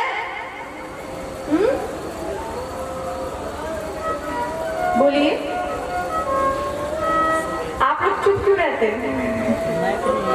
अच्छा, माताएं बोलती भी हैं, उनके होठ ना ऐसे होते हैं ऊपर नीचे, ऐसे कि बोल रही कुछ तो, पर वो आवाज मेरे तक पहुंच नहीं पाती है कि आप बोल क्या रही हैं। राम जी यज्ञ कर रहे हैं, थोड़ा जोर से बोला करें। आप तो मिथिला की है, यहाँ पर तो खाना बहुत अच्छा, व्यंजन कई प्रकार के होते हैं। यहाँ पर मिथिला का भोजन बहुत है, बहुत फेमस है, भोजन प्रचलित है। यहाँ पे मिथिला का भोजन का इतना वर्णन है, इतना वर्णन कि 1, 2 दिन, 4 दिन, 5 दिन नहीं, यहाँ पे बाराती जो आती है वो कई महीने रुक जाती है। किसके ऊपर? भोजन के ऊपर। तिलौरी, पकौड़ी, अदौरी, पता नहीं क्या क्या यहाँ पे। इतना व्यंजन आप लोग बनाती हैं भोजन में कि उस व्यंजन के लिए, भोजन करने के लिए बाराती कई महीने रुक जाते हैं। तो व्यंजन तो आप लोग खाती हैं, पाती हैं, बोलना भी तो चाहिए। बोलिए कि मेरे तक आवाज कम से कम पहुंच ही जाए। तो भगवान श्री राम जी ने एक यज्ञ किया था। उस यज्ञ का क्या नाम था?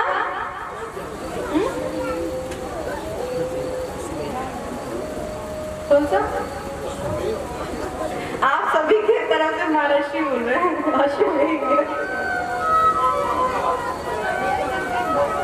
आपके सहयोग में है क्योंकि आप ही गांव के हैं ना।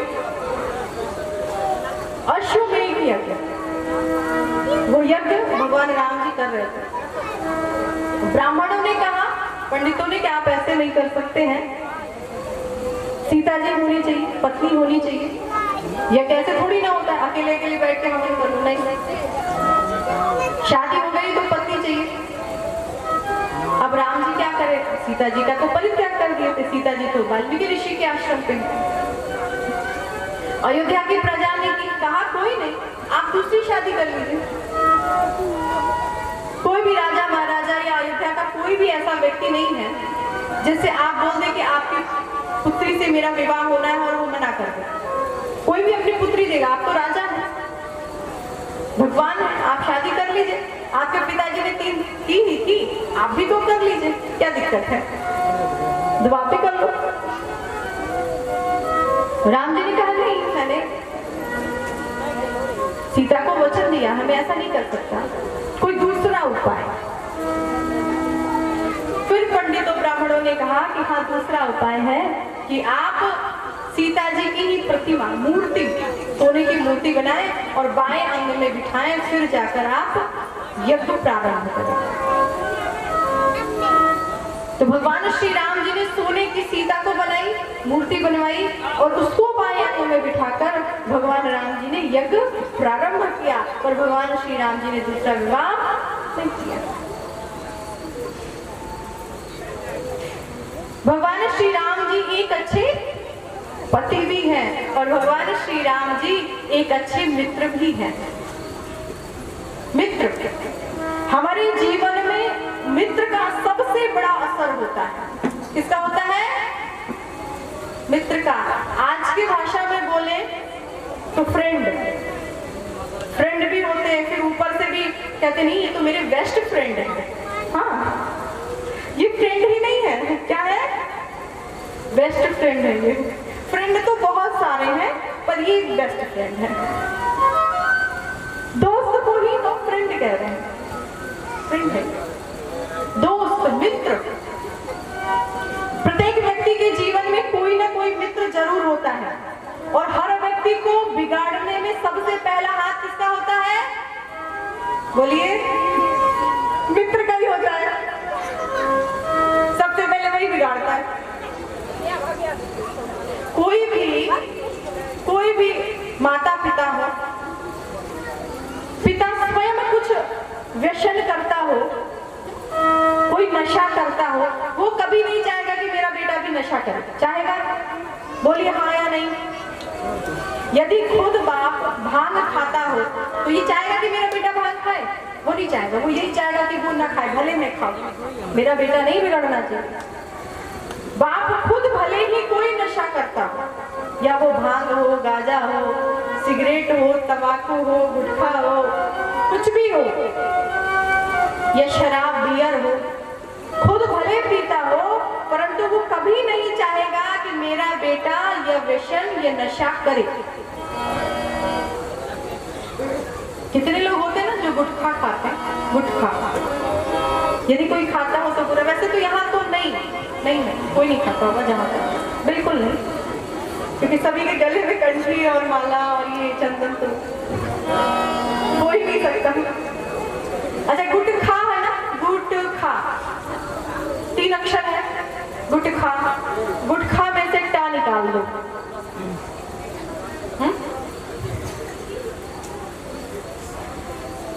गुटखा है कि नहीं है? गुटखा, उसमें से यदि आप टा निकाल दें तो फिर उसके बाद क्या बचेगा? बोलिएगा नहीं बिल्कुल, पर आप खुद समझ सकते हैं। तो इतनी गलत वस्तु खाते हैं, वो भी शान से। दोस्त क्या कहेगा? मैं गुटखा खा रहा हूं, एक काम कर, दो ही दाना तू खा ले, पैसा मत देना, मैं पैसा तुझसे नहीं ले रहा, तू 2 दाना खा ले। आज खिलाएगा, कल खिलाएगा, परसों खिलाएगा। जब उसको पता चल जाएगा कि आपको आदत लग गई है तो वो कहेगा क्या? तेरे बाप ने पैसा दिया तो खुद खरीद, खुद खा। ये बात तो पहले दिन बोला होता कि खुद खरीद के खुद खा, तो मुझे आदत नहीं लगती। पर 3-4 दिन खिलाने के बाद आदत लगाने वक्त तू कह रहा है कि तू खुद खा, खुद खरीद, तेरे बाप का पैसा थोड़ी ना है मेरे पास, मैं तुझे खरीद के दूं। किसी भी व्यक्ति को बिगाड़ने में सबसे पहला हाथ किसी का होता है तो वो दोस्त होता है, फ्रेंड होता है, मित्र होता है, जो जिंदगी को बर्बाद करके रख देता है। यदि अच्छा है दोस्त, यदि आपका अच्छा है तब तो आपको अच्छा बनाएगा, यदि वो गड़बड़ हुआ तो आपको भी गड़बड़ बनाएगा। अब एक चोर दोस्त हो आपका तो आपको चोरी करने का सिखाएगा, कि देखो चोरी ऐसे करना चाहिए, यदि घर में फंस जाओ तो खिड़की से निकल जाओ, खिड़की से ना निकलो तो रोशनदान से निकल जाओ, यही बताएगा ना। जो चोरी करता हो वो यही बताएगा। और जो व्यक्ति माला जपता हो, भगवान का नाम लेता हो, वो तो यही बताएगा ना कि माला कैसे जपना चाहिए। आज मैंने 6000 जपा, तुमने कितना हजार जपा। रोज माला 1000 2000 बढ़ाना चाहिए, भगवान का भजन बढ़ाना चाहिए, वो तो यही बताएगा। जो व्यक्ति जैसा होगा वैसे ही आपको बताने वाला है। और किसी भी व्यक्ति के जीवन को देखना हो कि ये व्यक्ति है कैसा, इसकी आदत कैसी है, इसका स्वभाव कैसे है, तो आप कैसे देखेंगे? उसके दोस्त की आदत स्वभाव देख लो, जैसा उसका दोस्त होगा वैसे वो भी होगा, पक्का। तो व्यक्ति के जीवन में दोस्त का बड़ा असर होता है, बहुत असर। आधा से अधिक लोग मित्र के कारण, दोस्त के कारण बर्बाद होते हैं और आबाद होते हैं, अच्छे होते हैं और बुरे होते हैं। तो हमारे जीवन में विशेष ध्यान हो कि जो आपका दोस्त हो, जो आपकी सहेली हो, जो आपकी फ्रेंड हो, वो कभी गलत नहीं होना चाहिए। यदि गलत हुआ, आपको आज नहीं तो कल गलत होना ही पड़ेगा, वो करके ही माने। रामचरितमानस में गोस्वामी तुलसीदास जी कहते हैं, को न को संगति पाई न साई, को न को संगति पाई न साई।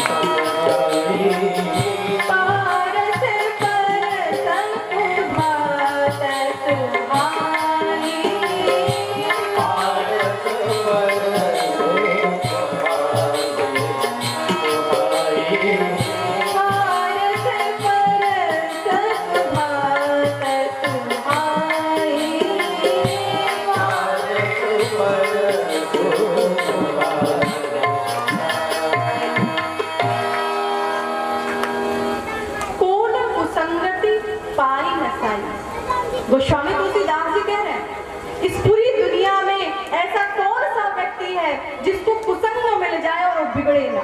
ऐसा कौन है? हो ही नहीं सकता जी, नहीं हो सकता। आपको कुसंग गलत, आपको दोस्त मिल जाए, आपका मित्र गलत हो, आपकी सहेली गलत हो, आप अच्छे हो, नहीं हो सकता। वो बिगाड़ क्यों रहेगा? ये हम नहीं कह रहे, ना ना ना, मैं नहीं, गोस्वामी तुलसीदास जी कह रहे हैं, कौन कुसंगति पाई न साई। जब भगवान राम जी की माँ, भरत जी की माँ कैकेयी जी कुसंग के संग में पड़ गए। मंथरा कुसंग है, उसकी बुद्धि गड़बड़ है, गलत है, उसकी सोच गलत है मंथरा की। ऐसे मंथरा के संगत में जब कैकेयी जी पड़ गई, किसकी माँ है? राम जी की माँ है, भरत जी की माँ है। वो कुसंग में पड़ गई, उसकी भाषा बोलना शुरू कर दिया। तो जब उनका कुसंग के चक्कर में नाश हो सकता है, तो हम लोग तो तुच्छ व्यक्ति हैं भाई। हम लोग कौन से भगवान के माता पिता हैं? हम लोग तो साधारण जीव हैं। ऐसा कौन सा व्यक्ति है जो काले कोठरी में चला जाए, काजल की कोठरी में चला जाए और काजल ना लगे? ऐसा हो ही नहीं सकता। जीवन में सबसे विशेष ध्यान देने योग्य बात, हर समय कुसंग से बचे और सत्संग में हर समय रहे। व्यक्ति के जीवन में जितना जल्दी सत्संग असर नहीं करता है, उससे ज्यादा जल्दी कुसंग असर कर जाता है।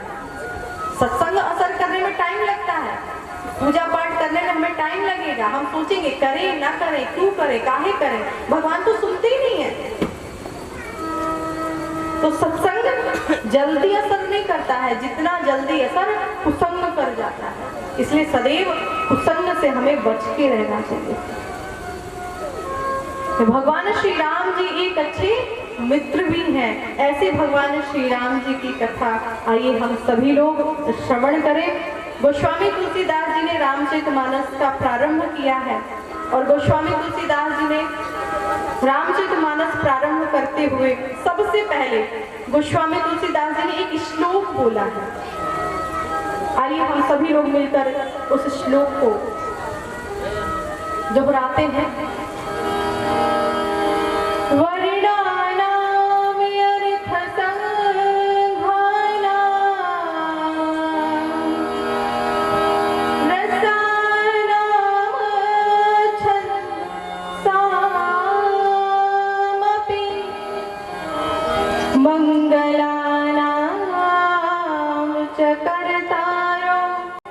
वंदे वाणी विनायको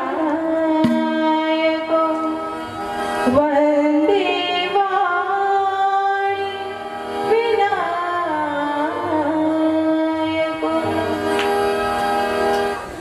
गोस्वामी तुलसीदास जी ने सबसे पहले रामचरितमानस में स्तुति किया है, वंदना किया है, प्रार्थना किया है। किसका? वंदे वाणी विनायक। वाणी अर्थात सरस्वती जी और विनायक अर्थात गणेश भगवान। किसकी वंदना? सरस्वती जी की और गणेश जी। हमारे देश में प्रथम पूज्य कोई है तो वो कौन है? गणेश भगवान। हम सबसे पहले गणेश भगवान की पूजा करते हैं और गणेश भगवान की पूजा करने के बाद हम कोई भी कार्य आरंभ करते हैं। पर गोस्वामी तुलसीदास जी ने ऐसा नहीं किया। उन्होंने क्या किया? सबसे पहले वंदे वाणी विनायक। वाणी अर्थात सरस्वती जी। किसकी वंदना की? सरस्वती जी की। क्यों सरस्वती जी की वंदना पहले की? क्योंकि सरस्वती जी का हम यदि पूजा पाठ करते हैं, उनकी वंदना करते हैं, तो सरस्वती जी की कृपा से हमें क्या मिलता है? सरस्वती जी की कृपा से क्या मिलता है? बोलिए। सरस्वती जी की कृपा से हमें बोलने की सामर्थ्य मिलती है। इस पृथ्वी पर बोलने की शक्ति, जो आप बोलते हैं, हम बोलते हैं, जो चिड़िया बोलती है, जितने भी पशु पक्षी बोलते हैं, झरना जो चलता है उसमें से झरने से जो आवाज आती है, हवाएं जो चलती हैं उस हवाओं से जो आवाज आती है, ये सब किसकी देन है? सरस्वती जी। हम बोल रहे हैं, ये सरस्वती जी की कृपा है। यदि उनकी कृपा होना बंद हो जाए तो भी इंसान गूंगा हो जाएगा। क्या होगा? गूंगे के ऊपर सरस्वती जी की कृपा नहीं होती है तो वो इंसान गूंगा हो जाता है, और जिसके ऊपर सरस्वती जी की कृपा होती है वो इंसान बोलता है। अब बोलने की बात की जाए तो पागल भी बहुत बोलता है।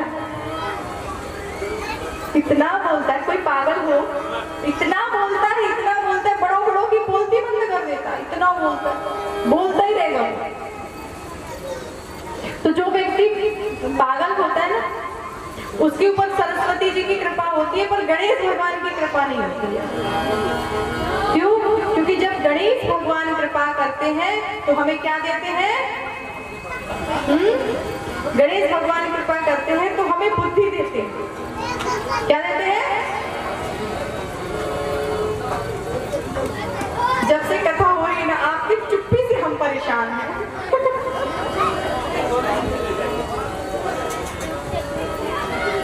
बहुत परेशान है आपकी चुप्पी से हम। जब भी हम बोलते हैं आप चुपचाप सुनते हैं, आप बोलते बिल्कुल नहीं है। तो यदि सरस्वती जी कृपा करती है तो बोलने की सामर्थ्य देती है, और क्या बोलना चाहिए क्या नहीं बोलना चाहिए इसकी समझ, इसकी बुद्धि कोई देता है तो वो है गणेश भगवान। और इन दोनों की कृपा जब व्यक्ति के ऊपर होती है तो व्यक्ति पूजनीय होता है। हमारे ऊपर दोनों की कृपा होना बहुत जरूरी है, इसलिए गोस्वामी तुलसीदास जी ने दोनों की वंदना किया है। माँ शारदे तुम्हें आना होगा, माँ शारदे तुम्हें आना होगा, वीणा मधुर बजाना होगा।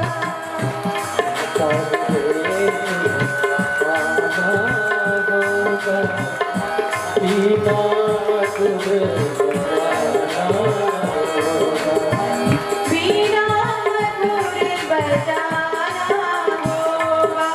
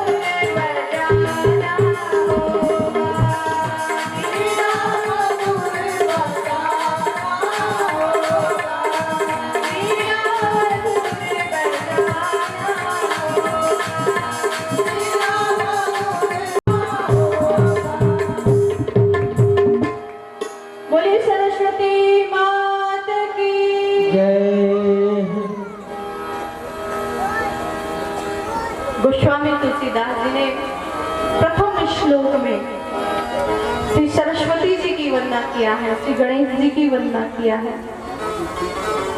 इसके बाद गोस्वामी तुलसीदास जी ने गुरु रूप भगवान शंकर जी की वंदना किया है। गोस्वामी तुलसीदास जी दूसरे श्लोक में भगवान शंकर जी और पार्वती जी की वंदना करते हैं। भगवान शंकर जी कौन है? बोले साक्षात विश्वास का स्वरूप ही भगवान शंकर का है। साक्षात विश्वास कौन है? भगवान शंकर। और साक्षात श्रद्धा कोई है तो वो है पार्वती जी। पार्वती जी श्रद्धा की स्वरूप है। भवानी वंदनो वंदे श्रद्धा विश्वास रूपिणो याभ्यां विना न पश्यन्ति सिद्धः स्वार्थमीश्वरो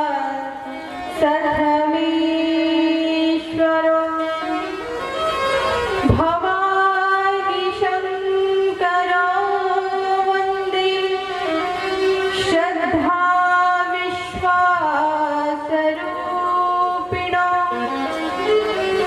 याभ्यां विना न पश्यन्ति सिद्धः स्वार्थसखमीश्वरम्।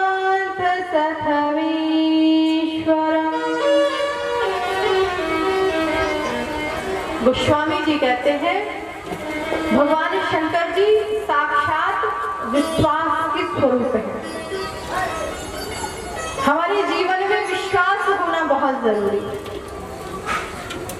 विश्वास के बिना आप कोई भी भक्ति नहीं कर सकते हैं।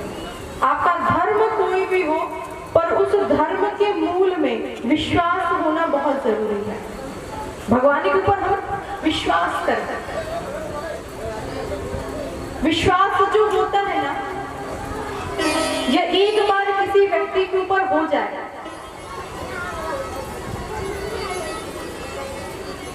तो वो फिर टूटने में टाइम नहीं लगता है। सामने वाला यदि उस विश्वास को मजबूत करने का प्रयास न करे तो विश्वास बहुत जल्दी टूट जाता है। विश्वास जितना जल्दी होता है उतना ही जल्दी ये टूटता है।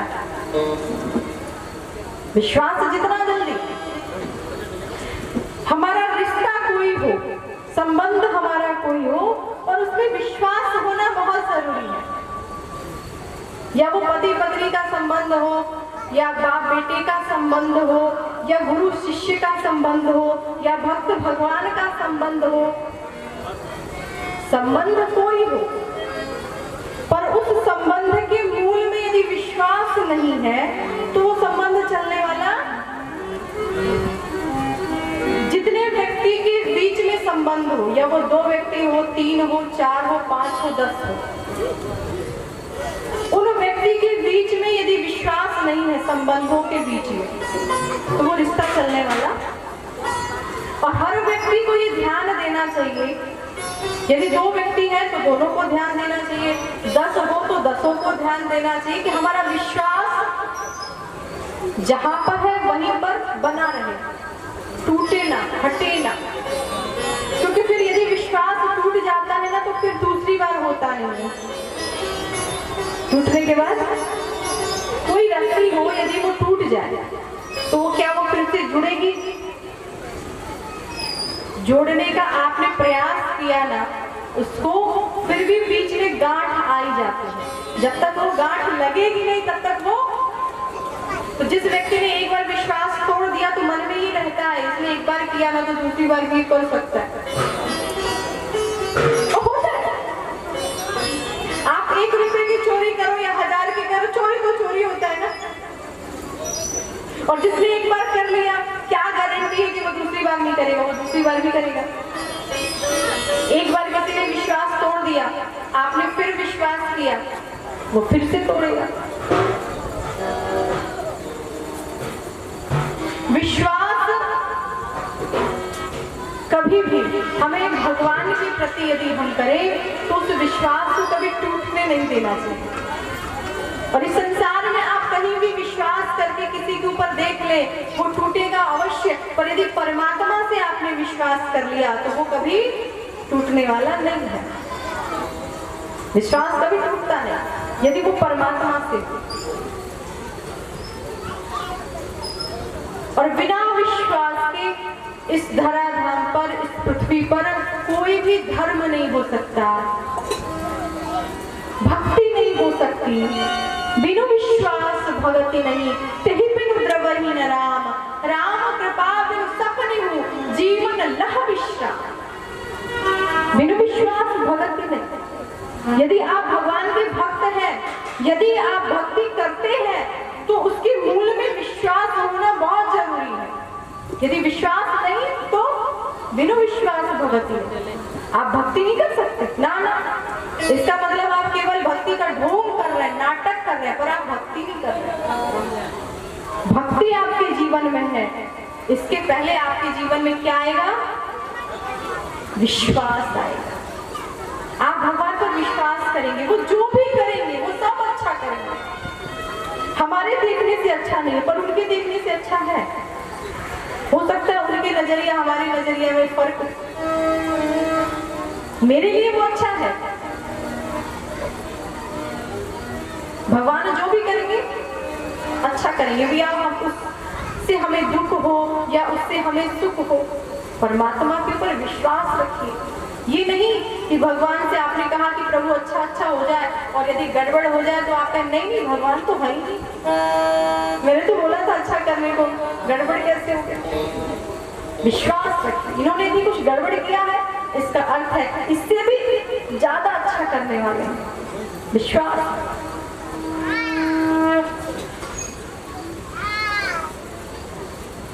और जब विश्वास होता है तो भक्त कहता है, हे किशोरी जी, आप पूरी दुनिया भूल जाइएगा पर मुझे आप कभी मत भूलिएगा। मेरी लाडली तू मुझे ना भुलाना, मेरी लाडली तू मुझे ना भुलाना।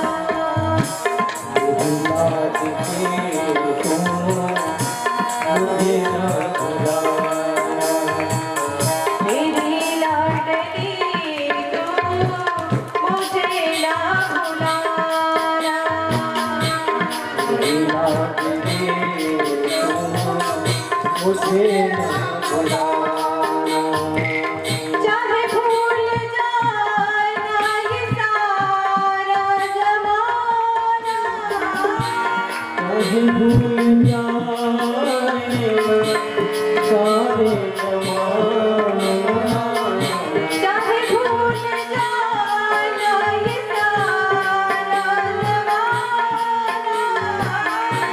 चाहे भूल जाना ये सारा जमाना, चाहे भूल जाए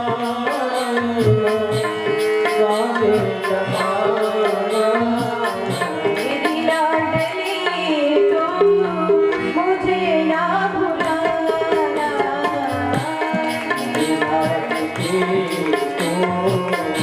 मुझे ना भुलाना।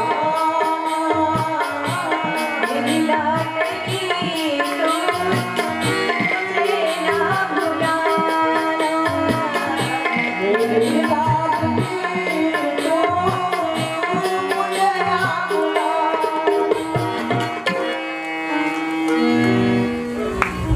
भक्त कहते हैं, हे प्रभु, हे किशोरी जी, पूरी दुनिया आप भूल जाएं पर आप मुझे कभी मत भुलाइएगा। ये विश्वास जब भक्त के हृदय में होता है तो किशोरी जी, भगवान राम जी कभी भी उस भक्त को भूलते नहीं।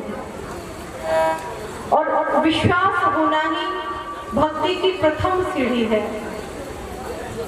भक्ति है इसका अर्थ है आपके जीवन में विश्वास होगा। बिनु विश्वास भक्ति नहीं। और श्रद्धा बिना धर्म न हो। जैसे विश्वास हमारे जीवन में जरूरी है, वैसे ही हमारे जीवन में श्रद्धा भी बहुत जरूरी है। श्रद्धा बिना कोई भी धर्म होने वाला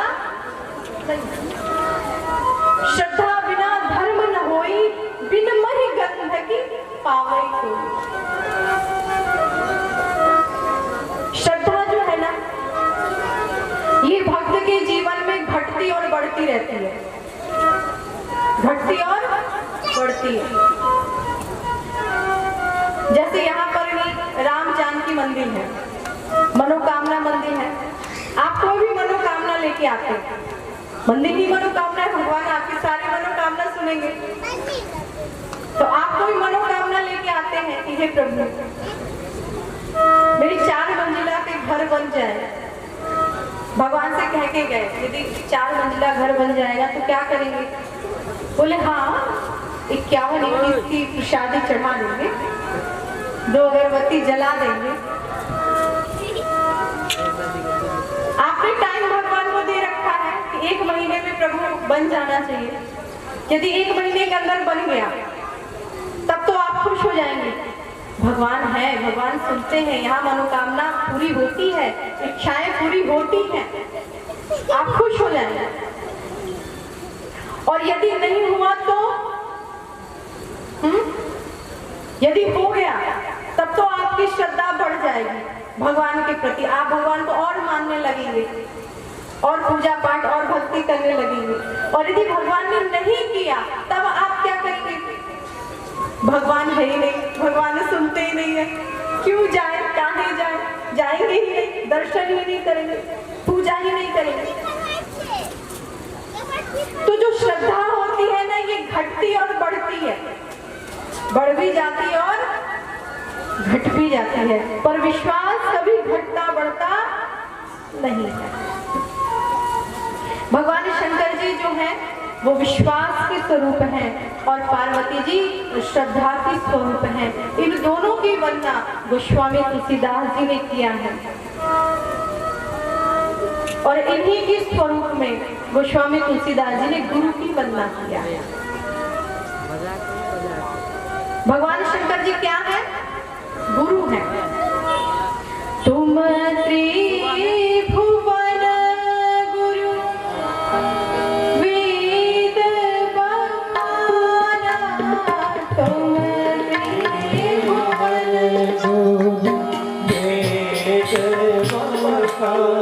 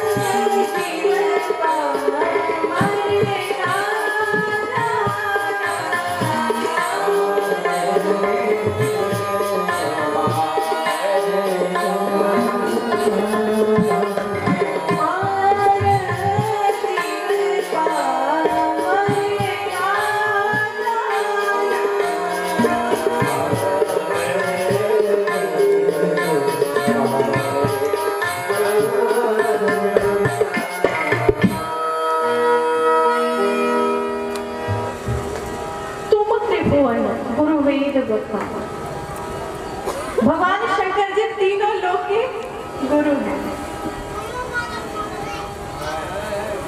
आन जीव पामर का जाना, इसलिए गोस्वामी तुलसीदास जी ने गुरु के रूप में भगवान शंकर जी की वंदना किया है।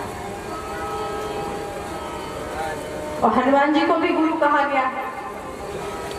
जय जय जय हनुमान गोसाई, कृपा करहु गुरुदेव की नाई। गुरु के समान कौन कृपा करता है? श्री हनुमान जी महाराज। भगवान शंकर जी को गुरु कहा है, क्यों? क्योंकि गुरु के भगवान शंकर जी के सानिध्य में कौन है? चंद्रमा, जो टेढ़ा है, कलंकी है, घटता बढ़ता है। पर शंकर जी के सानिध्य में आया, उनके चरण में आया, तो भगवान शंकर जी ने क्या किया? उसको शीश पे धारण कर लिया, सर पे, मत्थे पर धारण किया। चंद्रमा कहाँ है? शंकर जी के शीश पे। जबकि टेढ़ा है, सीधा नहीं है, टेढ़ा ही है, कलंकी है, घटता बढ़ता है, पर फिर भी भगवान शंकर जी ने इसको सर पे धारण किया। कोई भी शंकर जी को प्रणाम करता हो तो अलग से कोई भी चंद्र देवता को प्रणाम नहीं करता है कि शंकर जी को प्रणाम हो गया, अलग से चंद्र को भी प्रणाम करना करता है कोई? शंकर भगवान को किसी ने प्रणाम किया तो चंद्र देवता के पास प्रणाम पहुंच जाता है, वो करने की आवश्यकता नहीं, वो प्रणाम पहुंच जाता है। ऐसे ही गुरु के सानिध्य में, गुरु के चरण में जब कोई शिष्य जाता है, वो भले ही घटता बढ़ता हो, कलंकी हो, उसके अंदर भले ही कितना दोष हो, अवगुण हो, पर यदि गुरु के सानिध्य में जाता है तो वो गुरु अपने ही जैसे उसको पूजनीय बना देते हैं। गुरु का ये कार्य है, इसलिए गोस्वामी तुलसीदास जी ने गुरु की वंदना किया है। वंदा हो गुरु पद पदुम परागा, वंदा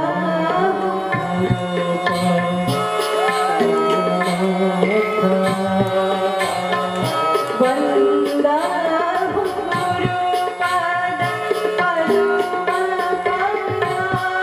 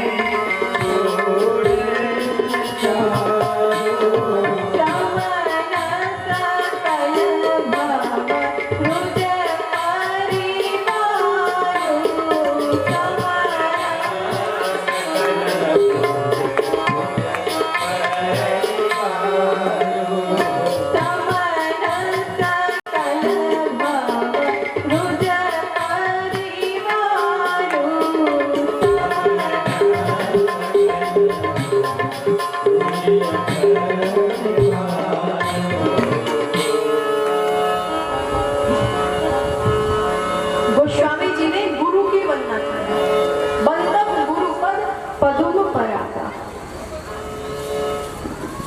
गुरु हमारे जीवन में होना बहुत जरूरी है, क्योंकि जब तक गुरु नहीं तब तक जीवन शुरू नहीं। शुरू तो तभी से होता है जब आपके जीवन में गुरु होते हैं। और आप कितना भी धर्म कर ले, कितना भी पूजा पाठ नियम जब तब कितना भी कर ले, उसका फल आपको तब तक नहीं मिलता जब तक आपके जीवन में कोई गुरु नहीं होता। यदि उसका फल चाहिए, आपके साधनाओं का फल चाहिए, तपस्याओं का फल चाहिए, तो गुरु होना। कितना भी दान पुण्य आप कर ले, कितने भी सत्कर्म आप कर ले, पर गुरु होना, गुरुमुख होना बहुत जरूरी है। और जिसके गुरु नहीं होते ना, उसको क्या कहते हैं? निगुरा। इसके गुरु है ही नहीं, निगुरा। और ऐसा व्यक्ति जिस स्थान पे बैठ जाता है वो स्थान अपवित्र हो जाता है। ये हम नहीं कह रहे, ये हम बिल्कुल नहीं कह रहे। विष्णु भगवान ने एक बार नारद जी से कहा था। किससे कहा था? विष्णु भगवान ने नारद। एक बार नारद जी विष्णु भगवान से मिलने के लिए गए, दर्शन करने के लिए। जैसे दर्शन करने के लिए गए, दर्शन किया, भगवान के गुणों का वर्णन किया, गान किया और नारद जी वहां से जाने लगे। जब नारद जी वहां से चल दिए, अचानक नारद जी को पुनः याद आया कि आते समय हमने भगवान को प्रणाम नहीं किया, ये ठीक नहीं। जाते समय भगवान को प्रणाम किया, दर्शन किए, उनके गुणों का वर्णन किया, उनकी महिमाओं का वर्णन किया, परंतु मैं आते समय भगवान को प्रणाम नहीं किया। मैं चलूं दोबारा प्रणाम करके आ। तो नारद जी दोबारा घूम कर नारद जी विष्णु भगवान के पास गए और जैसे विष्णु भगवान के पास वैकुंठ में गए तो नारद जी ने देखा कि जिस स्थान पर नारद जी बैठे हुए थे उस स्थान का शुद्धिकरण चल रहा था, उसको शुद्ध किया जा रहा था, अशुद्ध हो गया। तो नारद जी ने देखा तो आश्चर्यचकित हो गए कि वैकुंठ में विष्णु भगवान के सामने में बैठा था, यहाँ पर भी अपवित्र होता है स्थान, ये कैसे? और जहां मैं बैठा था उसी स्थान को पवित्र क्यों किया जा रहा है? सभी को करना चाहिए, जहां मैं बैठा उस जगह को क्यों कर रहे हैं? नारद जी ने पूछ दिया, प्रभु ये कौन सी लीला है? ये कौन सी लीला है प्रभु? मैं जिस जगह पे बैठा था, जिस स्थान पे बैठा था, मेरे जाने के बाद उसी स्थान को पवित्र किया जा रहा है, वो अपवित्र हो गया, गंदा हो गया, उसको साफ किया जा रहा है, ऐसा क्यों? तो विष्णु भगवान जी ने कहा, नारद, जिस स्थान पर निगुरा बैठ जाता है ना, जिसने गुरु नहीं बनाया हो, जो किसी का चेला ना हो, ऐसा व्यक्ति जब जिस स्थान पर बैठ जाता है वो स्थान अपवित्र हो जाता है, अशुद्ध हो जाता है। तो तुम्हारे बैठने से अशुद्ध हो गया है, इसको मैं पवित्र करा रहा। नारद जी को ये सुन के बहुत कष्ट हुआ, दुख हुआ, प्रभु इतनी बड़ी भूल हमसे हो रही है और मुझे स्वयं को ज्ञात नहीं है, खुद को पता नहीं है प्रभु, मुझे स्वयं को पता नहीं है कि मुझसे इतनी बड़ी भूल, इतनी बड़ी गलती हो रही है। आप मेरे गुरु बन जाइए, आपके जैसा गुरु मैं कहाँ ढूंढूं, आप मेरे गुरु बन जाइए। विष्णु भगवान ने कहा, नहीं नारद, मैं ऐसा नहीं कर सकता, मैं गुरु थोड़ी ना बन सकता हूँ, मैं तो भगवान हूँ, गुरु तो आपको कोई दूसरा ही बनाना पड़ेगा। नारद जी ने कहा, गुरु किसको बनाऊं, मैं किसको बनाऊं? आप ही बता दीजिए मैं किसको गुरु बनाऊं? यदि आप मेरे गुरु नहीं बनेंगे तो आप ही बता दो मैं गुरु किसको बनाऊं? विष्णु भगवान ने कहा, नारद, मैं किसको बताऊं कि आप जाके गुरु बनाओ, किसको बताऊं? नारद जी ने कहा, प्रभु आप जिसको बताएंगे मैं उसी को जाकर गुरु बना लूंगा, मैं उससे ही मंत्र दीक्षा ले लूंगा, आप बताइए तो मैं किसको जाकर बनाऊं? घुमा के ना गए। विष्णु भगवान जी ने कहा, नारद, मुझे तो कुछ समझ में नहीं आ रहा है, पर एक उपाय है कि प्रातः काल उठ के स्नान ध्यान करके और तुम प्रातः काल चल दो रास्ते में सबसे पहले जो व्यक्ति मिले तुम उसी को गुरु बना लो, जो मिल जाए, वो कोई भी हो। नारद जी ने कहा, ठीक है प्रभु, यदि आपका यही आदेश है कि मैं सुबह उठ के जाऊं और मुझे जो मिले मैं उसको ही गुरु बना लूं, आप गुरु नहीं बताएंगे तो ठीक है। नारद जी ने विष्णु भगवान के कहे अनुसार प्रातः काल उठे हैं, स्नान ध्यान किया है, पूजा पाठ करने के बाद नारद जी आगे चले और जैसे नारद जी चलना प्रारंभ किए, रास्ते में उनको एक व्यक्ति हाथ में जाल लिए मिल गए। अब उसका पीछा किए नदी घाट तक गए, नदी तक गए, बार बार चरणों पे गिर जाए, आप मुझे चेला बना लो, आप मेरे गुरु बन जाओ, आप मेरे गुरु बन जाओ। वो व्यक्ति परेशान, हाथ में जाल लिए बन जाओ, मुझे तो गुरु बनना आता ही नहीं, ये कैसे होता है, ये कौन होता है, क्या होता है, कुछ पता नहीं मुझे। बोले नहीं, आप मुझे चेला बना लो। विष्णु भगवान ने बोला है कि सबसे पहले जो मिल जाए तुम उसी को गुरु बना लेना, आप ही मिले हो, आप ही मेरे गुरु बन जाओ। और वो व्यक्ति कोई और नहीं था, एक साधारण व्यक्ति जो हाथ में जाल लिए मछली फंसाने के लिए जा रहा था। नदी के किनारे तक वो पहुंच गया। अब ये उसको जाल उस नदी में फेंकने ही ना दे। अब जाल फेंके वो व्यक्ति, तब मछली उसमें फंसे, तब खींचे मछली आए। नारद जी परेशान, नहीं पहले आप गुरु दक्षिणा दे लीजिए, आप गुरु दीक्षा दे दीजिए, आप दक्षिणा ले लीजिए, उसके बाद जाके आप जाल फेंकिए और आप ये मछली जो भी करना है वो आप करिए, पहले हमें दीक्षा दीजिए, मंत्र दीजिए। वो मछली मारने वाला व्यक्ति परेशान, मैं इनको मंत्र कैसे, बोले मुझे कोई मंत्र तो आता नहीं, मैं क्या दूं भाई, मुझे आए तब तो दूं। नारद जी ने स्वयं बताया है उस मछली मारने वाले व्यक्ति को, उसने मंत्र उठा के नारद जी को कान में दिया है उसी मंत्र को। अब गुरु दक्षिणा हो गया, गुरु दीक्षा हो गया, सब हो गया। नारद जी खुश प्रसन्न होकर विष्णु भगवान के पास गए, महाराज आपने बोला था ना चेला बन जाओ, किसी को गुरु बना लो, मैंने बना लिया। किसको बनाए नारद जी? आप ही ने बोला था कि सुबह उठकर जाओ, स्नान ध्यान करके और जो मिले उसी को गुरु बना लो। पर प्रभु क्या करें, मेरा भी भाग्य ऐसा था, सुबह सुबह मैं गया, एक मछली मारने वाला ही व्यक्ति मिल गया। तो मछली मारने के लिए सुबह सुबह अपना जाल लिए जा रहे थे, वही मिल गया। और प्रभु आपके कहे अनुसार मुझे उनको ही गुरु बनाना पड़ा। विष्णु भगवान ने कहा सो तो ठीक है, पर अब तुमसे गुरु अपराध हो गया। अब तुमने क्या किया, गुरु का अपराध कर दिया। कैसे अपराध? तुमने अपने गुरु के विषय में ये बोला कि वो मछली मारने के लिए जा रहे थे, ये तुमसे गुरु अपराध हो गया। अब इसका दोष तुम्हारे ऊपर लगेगा। नारद जी ने कहा प्रभु अभी तो मैंने गुरु दीक्षा ली है और अभी दोष। हाँ नारद, ऐसे थोड़ी न अपमान कर सकते हो, आपके गुरु है वो, उपाय कोई। अब गुरु अपराध तो हो गया, इसका उपाय क्या है? विष्णु भगवान ने कहा इसका कोई उपाय नहीं है, इसका एक ही उपाय है कि आपको 84 लाख योनि भ्रमण करना पड़ेगा। 84 लाख योनि।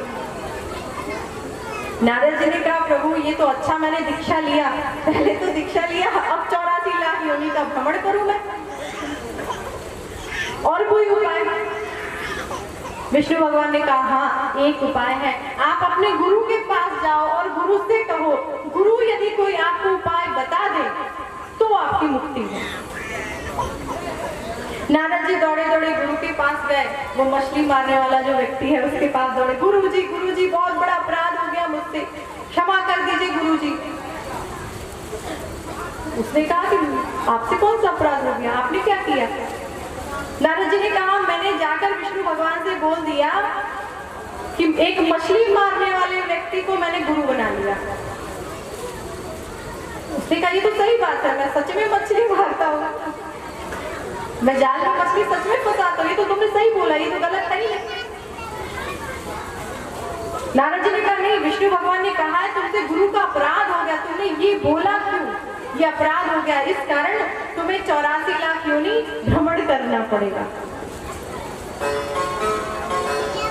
और विष्णु भगवान ने कहा है यदि तुम्हारे गुरु कोई उपाय बता दे तो तुम्हारी मुक्ति है। प्रभु आप मुझे कोई उपाय बता दीजिए,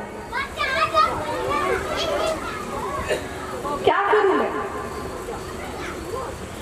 अब वो व्यक्ति सोचते सोचते उसने सोचा तुम्हें 84 लाख योनि भ्रमण करना है। बोले हाँ। नारद जी गए वैकुंठ। नारद जी ने कहा प्रभु अब क्या करें, गुरु ने जो उपाय बताए हैं उसका क्या कर सकते हैं? उन्होंने भी बोला है कि बेटा जब विष्णु भगवान होकर तुमसे कह रहे हैं कि 84 लाख योनि तुम्हें घूमना है, भ्रमण करना है, तो तुम्हें करना ही पड़ेगा, इसका कोई उपाय नहीं है।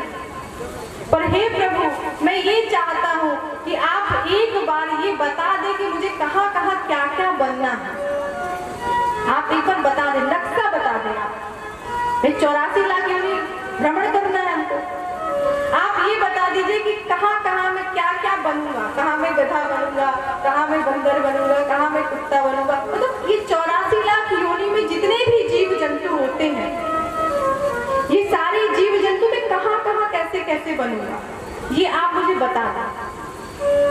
विष्णु भगवान बताना प्रारंभ किए तो नारद जी ने कहा नहीं नहीं प्रभु, ऐसे तो मैं भूल जाऊंगा, आप चित्र बनाइए, आप एक नक्शा बनाइए कि मुझे कहाँ कहाँ क्या क्या बनना है। विष्णु भगवान ने कहा ठीक है नारद, तुम्हें घूमना तो है ही है, चलो हम तुमको चित्र बना के दिखा देते हैं। विष्णु भगवान आए और विष्णु भगवान ने वो चित्र बनाना प्रारंभ किया। नारद, इस गांव में तुम ये जीव बनने वाले हो, इस गांव में तुम ये जीव बनोगे, इतने वर्ष तक तुम जिंदा रहोगे, फिर उसके बाद तुम ये बनने वाले हो। ऐसे करते करते 84 लाख योनि पूरा विष्णु भगवान ने बना दिया। नारद जी ने देखा नक्शा बन गया। नारद जी ने क्या किया कि उसी नक्शे के ऊपर लेट गए और लोटपोट होना प्रारंभ कर दिया। विष्णु भगवान ने कहा अरे देवऋषि नारद, ये क्या कर रहे हो? देवऋषि ने कहा 84 लाख का भ्रमण कर रहा हूँ, 84 लाख का भ्रमण कर रहा हूँ। प्रभु चुप रहिए, 84 लाख का भ्रमण कर रहा हूँ। विष्णु भगवान ने कहा अरे नारद, ऐसे थोड़ी ना घूमना है 84 लाख, अरे तुमको जन्म लेना पड़ेगा, मरना पड़ेगा, फिर तुम्हें फिर जन्म लेना पड़ेगा, बार बार जन्म लेना, बार बार मरना। 84 लाख। नारद जी ने कहा प्रभु ठीक है, ये जो आप बनाए हैं 84 लाख ये हम भोग ही रहे हैं प्रभु, ये उपाय मेरे गुरु ने बताया है। गुरु जी ने कहा है कि विष्णु भगवान से चित्र बनवा लेना 84 लाख योनि का।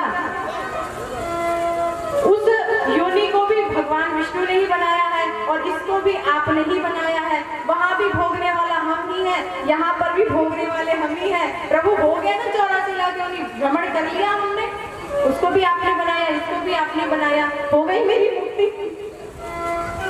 इस उपाय को किसने बताया था? गुरु ने बताया था। भले वो मछली मारने वाला व्यक्ति हो, पर अपने शिष्य का कभी अनित।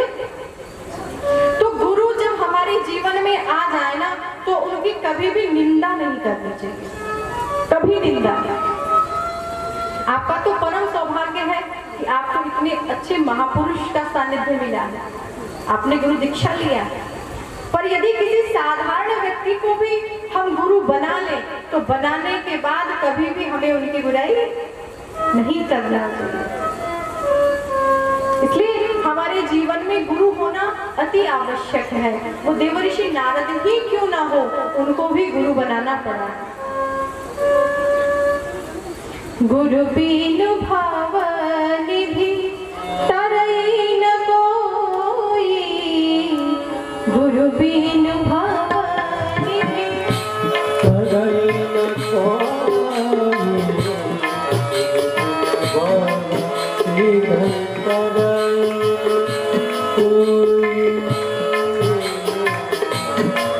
गुरु बिनु भावनिधि तरई न कोई, गुरु बिनु भावनिधि तरई शिव विरचि विष्णु की न होई,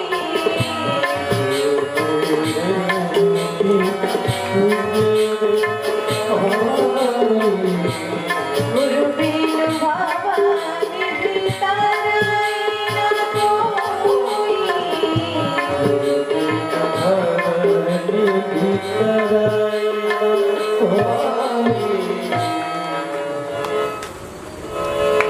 गुरु हमारे जीवन में होना अति आवश्यक है।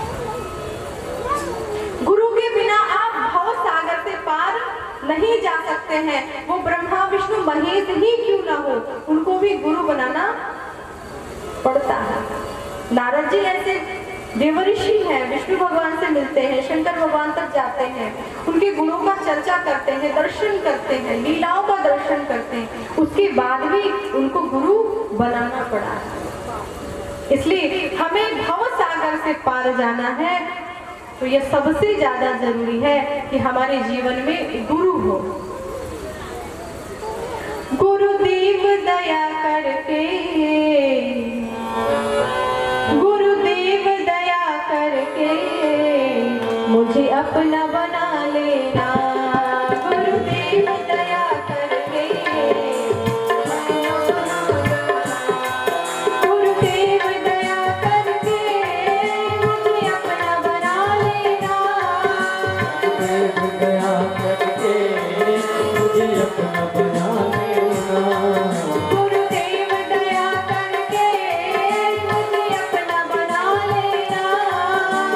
देव दया करके मुझे अपना बना लेना। मैं शरण पड़ा तेरी चरणों में जगा देना। मैं शरण पड़ा तेरी चरणों में जगा देना। मैं शरण पड़ा तेरी चरणों में जगा देना। मैं शरण पड़ा तेरी चरणों में जगा देना।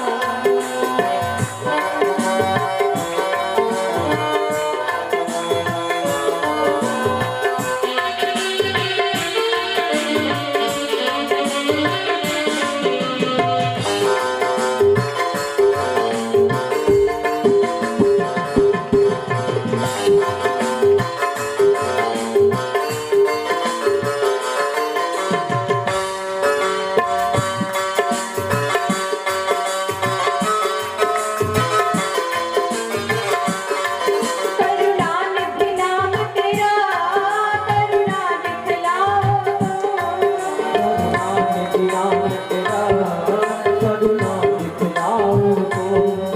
करुणानिधि नाम तेरा करुणा दिखलाओ करुणानिधि नाम तेरा करुणा दिखलाओ तो।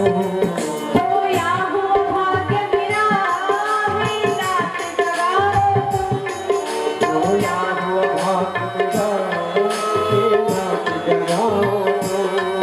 खोया हुआ भाग्य मेरा है रात जगाओ खोया हुआ भाग्य मेरा हे रात जगाओ तो। मेरा नाम भवडोले मेरा नाम भवडोले पार लगा देना। गुरुदेव दया करके मुझे अपना बना लेना। गुरुदेव दया करके मुझे अपना बना लेना। गुरुदेव दया करके मुझे अपना बना लेना। गुरुदेव दया करके अपना बना लेना।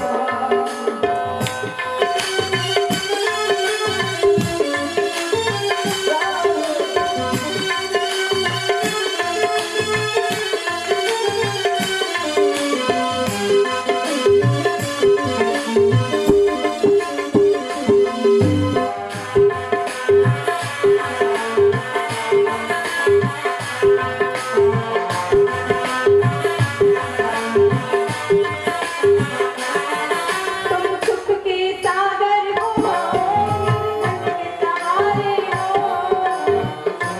सागर हो निर्धन के सहारे हो। तुम सुख के सागर हो निर्धन के सहारे हो। के सागर हो निर्धन के सहारे हो। इस तन में समाए हो मुझ प्राणों के प्यारे हो। तन में समाए हो मुझे प्राण से प्यारे हो। नित्य माला जपो तेरी नित्य माला जपो तेरी नित्य से भुला देना। गुरुदेव दया करके मुझे अपना बना लेना। गुरुदेव दया करके मुझे अपना बना लेना। गुरुदेव दया करके मुझे अपना बना लेना। गुरुदेव दया करके मुझे अपना बना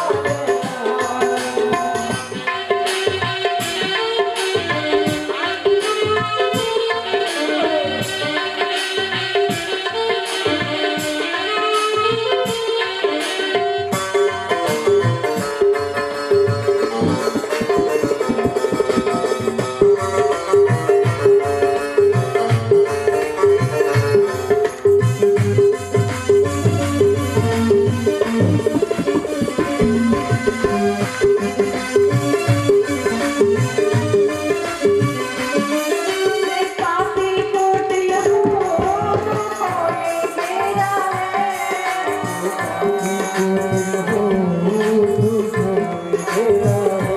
मैं पापी कोटिल हूँ कोई मेरा है। को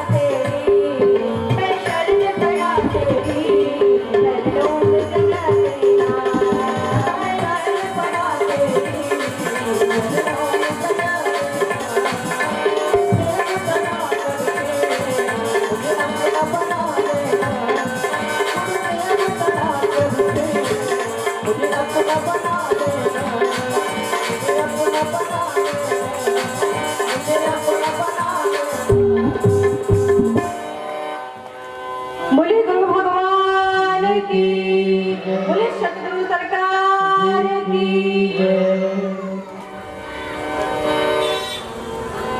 हमारे जीवन में गुरु होना अति आवश्यक है।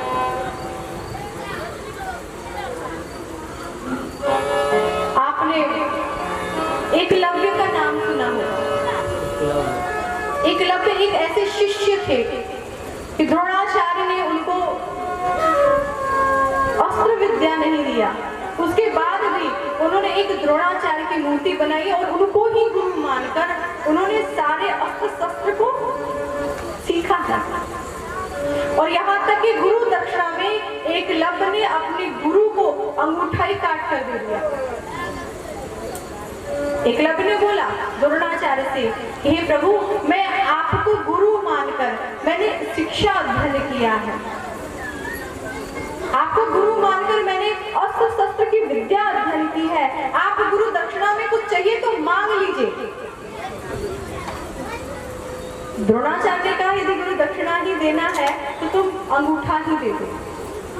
जबकि धनुष चलाने के लिए सबसे ज्यादा जरूरी अंगूठे की होती है। अंगूठे से ही तो बाण पकड़ेंगे तब धनुष पे प्रतिष्ठा चढ़ाकर उसको छोड़ेंगे। यदि अंगूठा ही ना हो तो धनुष कैसे चलाएंगे? अंगूठा का होना बहुत जरूरी है। पर द्रोणाचार्य ने उस अंगूठे को एकलव्य से मांग लिया गुरु दक्षिणा में। आज भी ऐसा नियम है कि एकलव्य के जितने भी वंशज हैं, वहां के जितने भी लोग हैं, वो लोग बिना अंगूठे के ही धनुष चलाते हैं। अंगूठे की आवश्यकता ही नहीं है, अंगूठे की जरूरत नहीं। शिष्य कैसे होना चाहिए? एकलव्य की तरह होना चाहिए। पता है मेरा नुकसान हो रहा है, मैं नहीं चला सकता, उसके बाद भी गुरु ने अंगूठा मांग दिया, शिष्य ने तुरंत काट कर दे दिया। क्या हम ऐसे हैं शिष्य? आजकल तो अंगूठा मांग दे, यदि गुरु आपसे अंगूठा मांग दे कि चेला अंगूठा दे दे तो क्या देंगे? तो अंगूठा दिखा के निकल लेंगे। पर आजकल तो गुरु के यहाँ दर्शन करने जाना हो ना तो चेला पहले ही फोन कर देते, गुरुजी हम आ रहे हैं। हाँ, क्या करना है? बोले खाने पीने की पूरी व्यवस्था गुरुजी होनी चाहिए, रहने की व्यवस्था चाहिए। गुरुजी अभी चेला आया नहीं कि व्यवस्था में पहले गुरुजी लग गए, मेरा चेला आ रहा है, मेरा चेला आ रहा है। ऐसे शिष्य बहुत ऐसे ग्रंथ में ऐसे शिष्य हुए हैं जिन्होंने गुरु का ही उद्धार किया है। मान लीजिए आपके गुरु अच्छे नहीं हैं तो आप शिष्य ही अच्छे हो जाओ, परंतु यदि गुरु में कुछ गड़बड़ी हो तो कभी भी उनका मान नहीं करना चाहिए, कभी उनकी बुराई नहीं करना चाहिए, नहीं तो उसका भी पाप लग जाता है। इसलिए गोस्वामी तुलसीदास जी ने गुरु की वंदना किया है और गुरु के रूप में ही गोस्वामी तुलसीदास जी ने हनुमान जी की वंदना किया है। सभी की वंदना गोस्वामी तुलसीदास जी ने किया है। और आज की कथा यही विराम लेती है। आइए इस मन से विदा लें। इसके पूर्व भगवान नाम स्मरण, उसके बाद आरती होगी।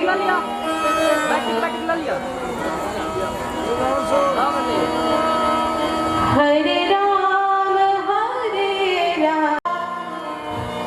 राम राम हरे हरे, हरे राम हरे राम,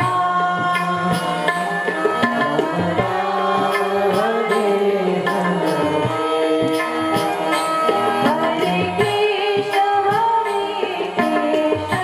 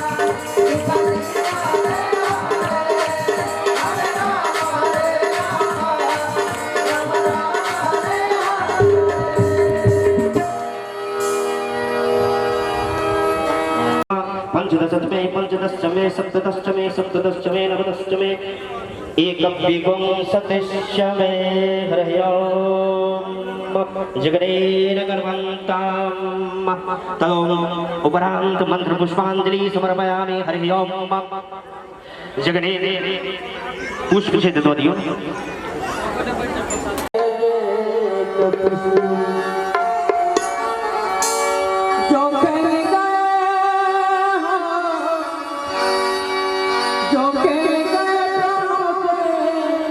श्री राम के लिए इत्तेफाक